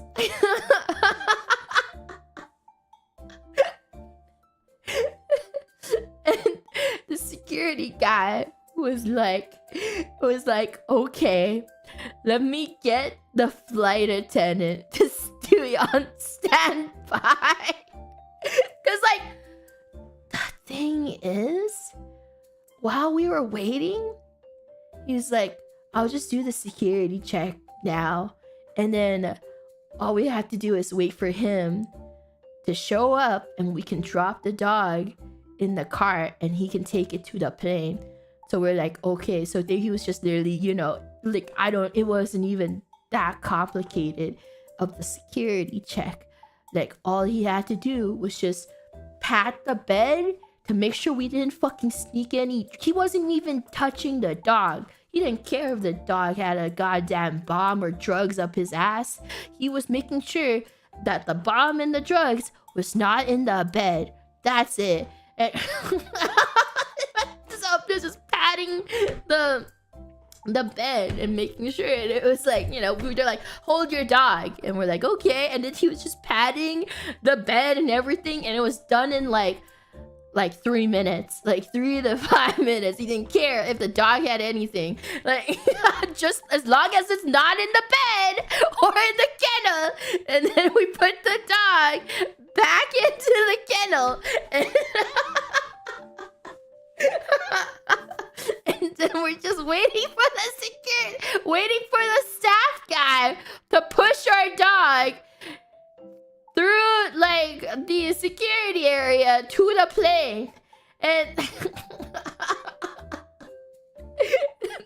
and then when we realized there were 5 minutes left, the security guy was like, okay, we're gonna get I'm going to the flight attendant, and like he's just gonna stand there and wait for you guys. Cause like protocol wise, thank God he finally fucking broke protocol, because he was like, yeah, no, sorry, I think it was 11:30, by the way. It was 11:30. It was not 10:30, because I feel like 10:30 the restaurants will still be open. But it was like, and then he's like, you stand there and wait for the staff guy to show up so the family can go through security. And we managed to go through. We were the last people, and literally, it was 3 minutes left till closing. We were literally the last people that went through security, and we did not get dinner because everything was closed. So little Doki, so bright, hopeful, and did not eat anything for dinner because all she was thinking about was, yippee, I can't wait to get some food inside. Because I was like, Mama, can we get white spot? Cause like there's white spot right now. Can we get white spot before we check in? And then Mama was like, don't worry, we can eat inside the terminal. I was like, okay. Because we passed by a white spot. I was like, Mama, there's a white spot in the airport. Can I grab white? I'm so hungry. Can I grab a white spot?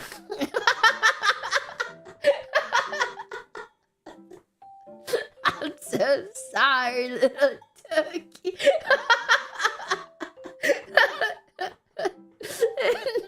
Yeah, so poor little Dylan. Yippee! I can win the terminal. The only meal that Science shall ever eat in airport terminals is disappointment, red tape, and society on the side. Pat your ass, thank you, super chat, thank you. You know what was the worst part? I was like, I'm so we finally got through security and everything. I was like, Mama, there's a vending machine. I'm so thirsty. Do you think we can get to the vending machine and get some water and some snacks, Mama? And then Mama and Papa was like, let's head to our gate first. Just head to our gate first before there's vending machines there. So we'll get there first, okay? And then we'll grab you the water and the snacks. And I was like, okay. And then we get to our gate, and I looked around, and I was like, Mama, where are the vending machines?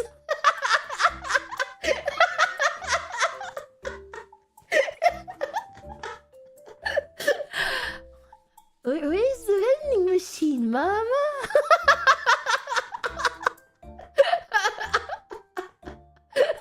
Wait a minute.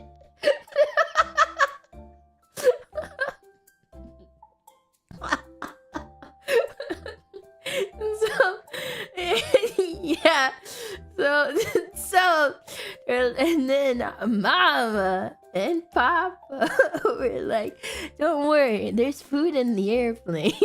We can get food in the airplane. I was like, okay. Now we're in the plane. I was like, Mama, I'm so hungry. Do they have food? I wanna eat some food. I don't want snacks. I want food. You know, I didn't know what savory. I don't know how to say savory food because like I'm a fucking chat. And then they're like, yeah, well, ask the flight attendant. And the flight attendant came over. I was like, what? Do you have, Miss Attendant? Do you have? I don't know. I'm like so southern as a kid. I don't know why I'm southern. I'm like, Miss Attendant, do you have food on the plane? And the attendant was like, oh yes, we have pretzels. I was like, oh. I was like, oh.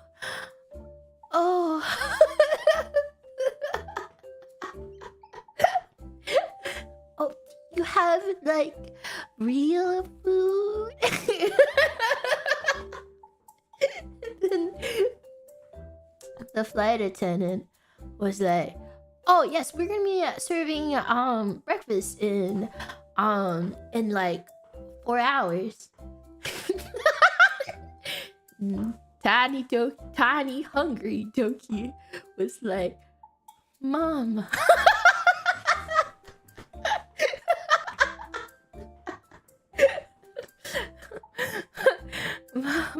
Mama.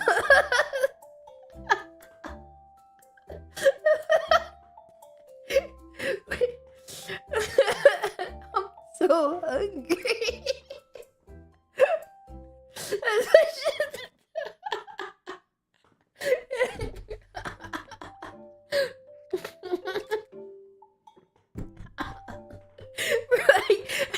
gonna last 4 hours, mama.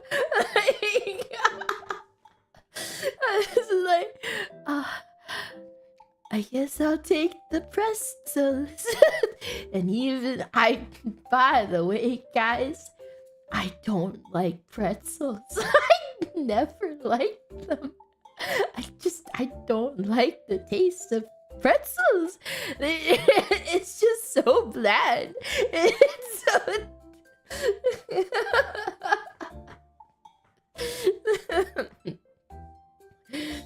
So I had pretzels. And then I waited 4 hours for breakfast. Especially, no, you don't understand. Airplane pretzels, ain't it, guys? Airplane pretzels, ain't it? I could have got white spot.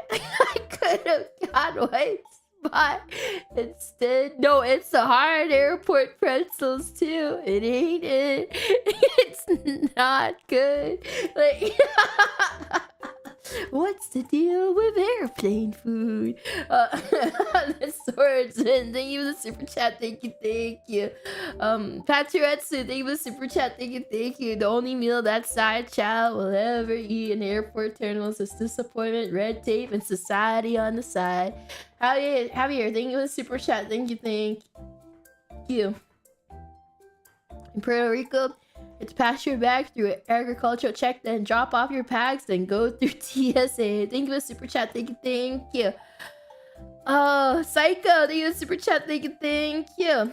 1 hour about Marvel Rivals, 30 minutes about Canadian Bank, and now little Doki trauma. That's my sad Oshi. Thank you for the super chat. Thank you. This is my free therapy session. This is cheaper than therapy. I just trauma dump you guys, and now you guys know why I'm the way I am. Like, now you're like, why is she always laughing? And I'm just like, I'm sorry. You know, it's like I'm sorry. All I can do is laugh through this trauma. Oh, that's all I can do. Like, Patreon, thank you for the super chat. Thank you. Laugh to keep from crying. Exactly. We're talking Rogo. We're talking real, genuine, soft baked pretzels. Were they unsalted? Was there no sauce? It was literally a hard baked, no salt. The airplane way. That's how traumatic it was. The fact that I remember what the fuck these pretzels taste like. You do not understand. I was so hungry. Little Doki only had lunch. And then she had to take a fucking night flight past her bedtime. And I was promised food. I was like, Mom, can I go to White Spot? Like, couldn't get my little pirate ship. My pirate ship Nuckies. For those who don't know, White Spot is like a family Canadian restaurant, and like they have a kids meal where it's literally a pirate ship, and then they give you dino nuggies, and I couldn't have my dino nuggies. I've been through so much. No pirate ship dino nuggies. Gail, thank you for super chat. Thank you. From a young age, Doki, raw dog, airplane travel. That's my OG. Thank you for the super chat. Thank you. The worst part, that flight I had to take, the plane did not have a screen. No screens at all. No TV screen in front of me. No TV screen coming out from the plane on the top. True raw dog moment there. You know, and as a child, that is not how you want to go. That's not how you want to go.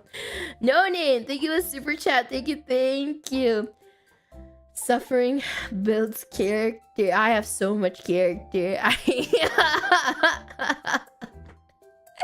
That's why I have such a big personality. Nothing but turbulence. Yeah. So I feel like this is like all trauma. it's just trauma all the way. I'm sorry. My hangout session is my free therapy session. It really is. Pats and hugs for current and past Doki. Yeah. Yeah. Oh, but anyway, that's how fucked Canadian bureaucracy is. I mean, I told you guys the vet stories. Like, that shit is wild. The hoops I have to jump through to, like, get my dog prescription and everything. By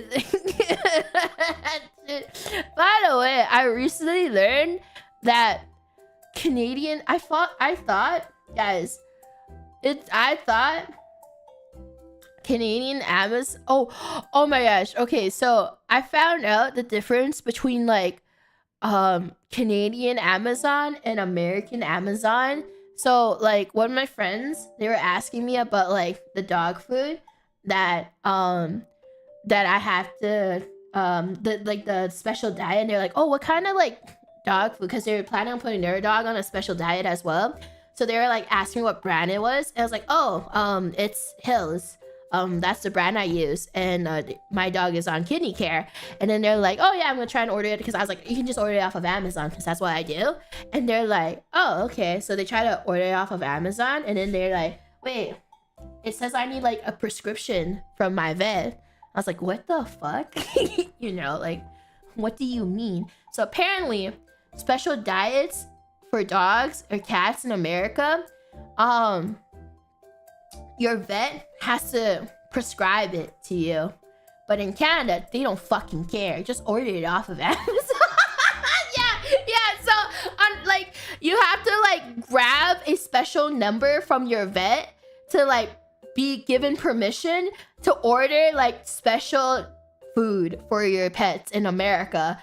But in Canada, I literally find the food and then I order it off of Amazon.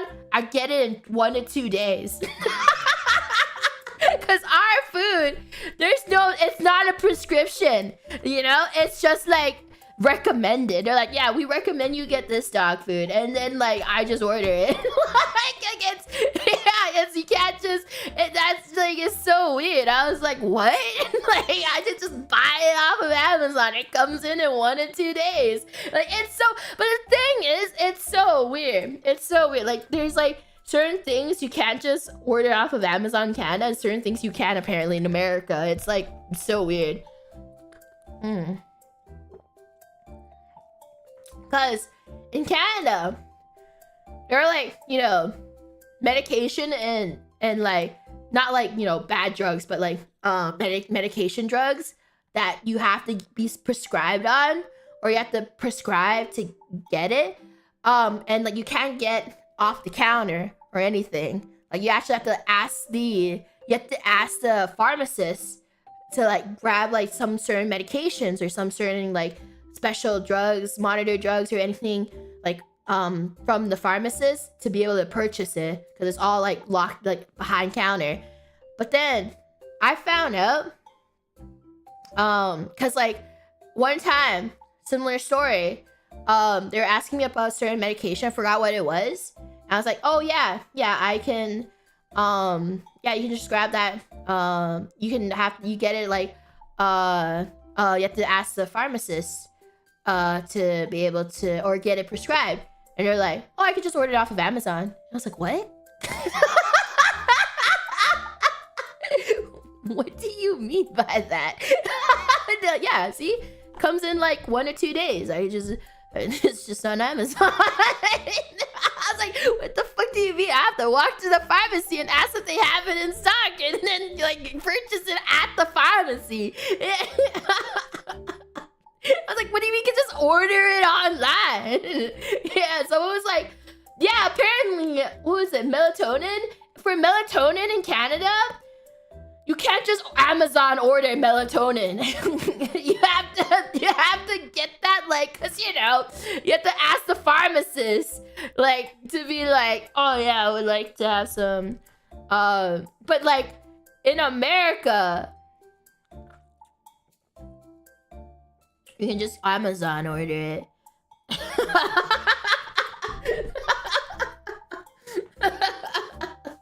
You don't need a prescription. You just have to go to the pharmacy and like, you have to go to the pharmacy and ask for it. But because it's off the counter, it's not on the counter. You have to ask for it and be like, can I get some melatonin? And they're like, yeah. Oh, is it now off the shelf? I remember before it was like, you have to go to the pharmacy. You have to like, just be like, can I have like melatonin? I guess we passed the law and be like, you can do it now. But there are some medications that like, I don't remember which one it was. I don't remember which medication it was because like, it was a while ago. And they're like, no, I'm just ordering it off of Amazon. I was like, what the fuck do you mean? I have to fucking... I was like, I have to walk to the pharmacy. Like, what do you mean? You can just order it online.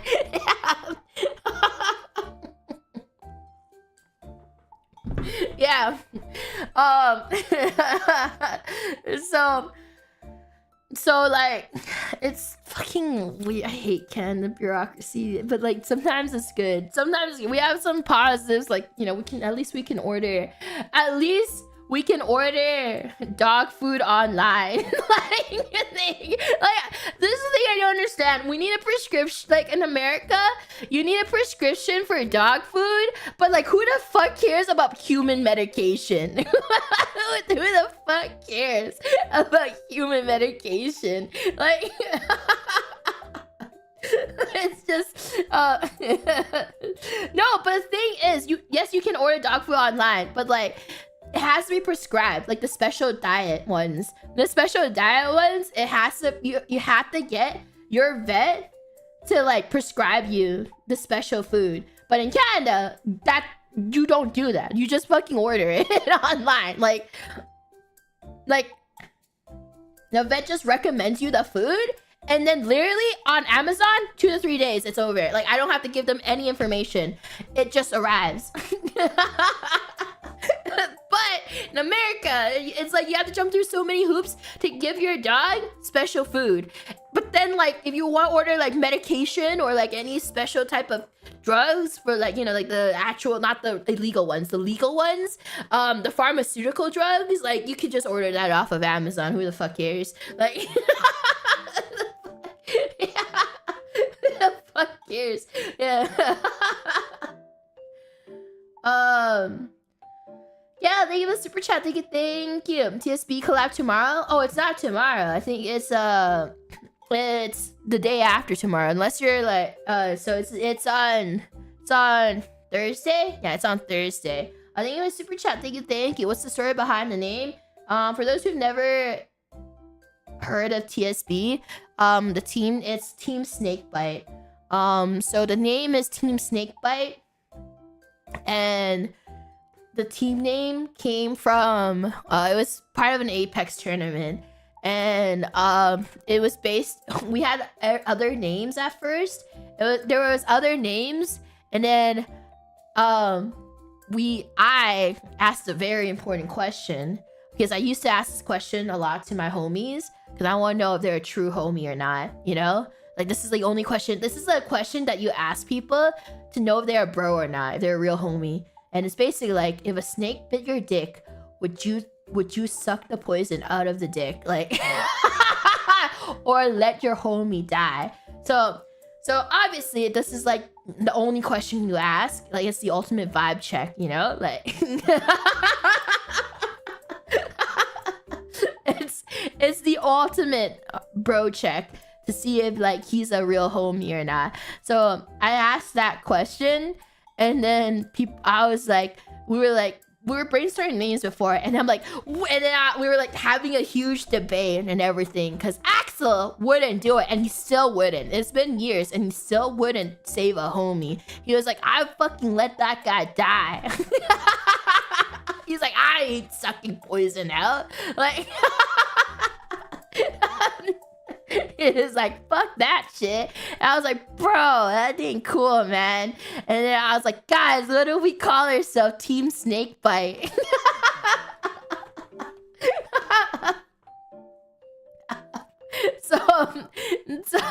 So after we were arguing for like an hour straight about whether or not like he was like about why he should do it.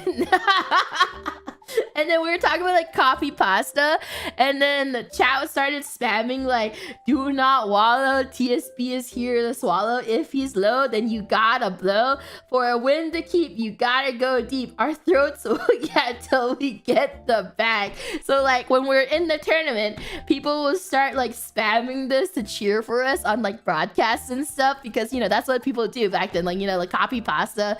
Like, oh my gosh, there was like so, like, you know, in esports, if you guys ever watch esports, people would make like dumbass copy pastas, but they're so fucking clever. There's so many like clever shit. I don't remember. Does anyone remember like the classic esport copy pastas that people used to do when they're cheering for their teams? I can't remember them on the top of my head, but we were like replicating that because, like, you know, that brings like people to cheer for, like, you know, when they want to cheer for their team, people would start chanting these things out. So we're like, oh, we should make one for our team, you know? So yeah, like people can spam that, like to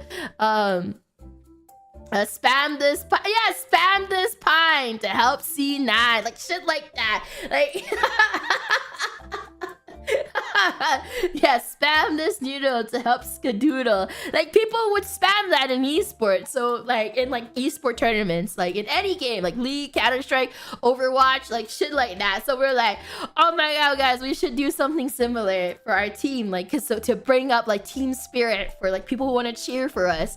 So that's where TSB came from. It was like one of the most and then the thing is, by calling us TSB, it was a Japanese tournament because we called ourselves TSB. We didn't call ourselves Team Snakebite. We just put TSB.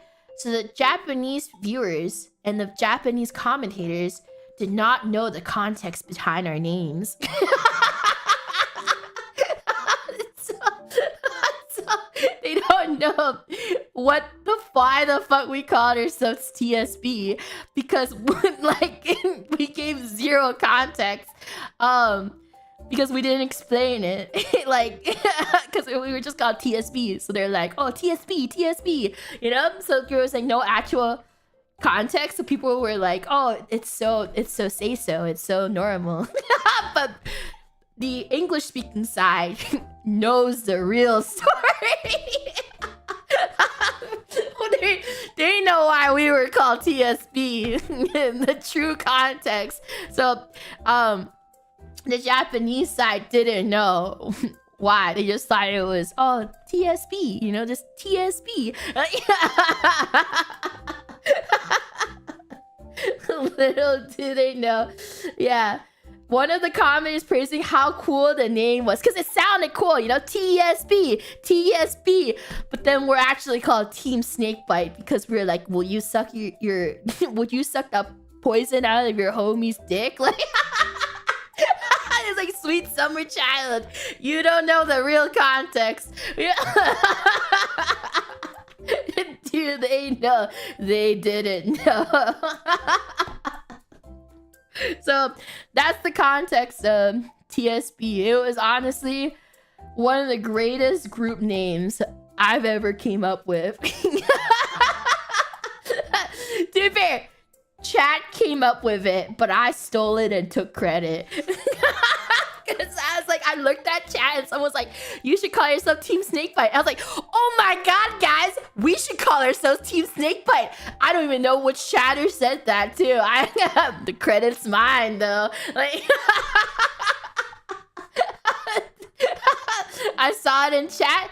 didn't remember the name, and I was like, guys, I got a great name for us. We should call ourselves Team Snakebite. Like, it did came from my chat though, so I was like, yoink. I demand royalties. Like, you still owe us a blood. No, I don't know what you're talking about, Patricia. Thank you for the Hakasupa. Thank you, thank you. Winners change history. It's okay. It's because you guys are a hive mind and I'm the hive. Anyway guys, I think this is a good time to end. I'm not here to avoid anything, but I think this is a good time to call it here. I hope you guys had a great time hanging out with me. Oh my gosh, we yapped for so long. That was a fun yapping session today. Fun hangout session, everyone. But anyway guys, thank you all for hanging out with me today. I hope you guys have a fun time to hang out with me. I hope you guys enjoyed my trauma dump today too. I always love talking to all you guys. I always vibe a lot with everyone. It's always fun hanging out. And, you know, I always appreciate you Dragons. Anyways, oh yeah, before I go, please check out my controller. It really does help a lot if you support and pre-order the Void Gaming controller. Wait, give me a sec. I gotta find it though. Let me find the PNG real quick. I have so many dumb things downloaded on my thing. I don't know where it is. Give me a sec, guys. Let me find. Wait, what? Did I not? Oh no.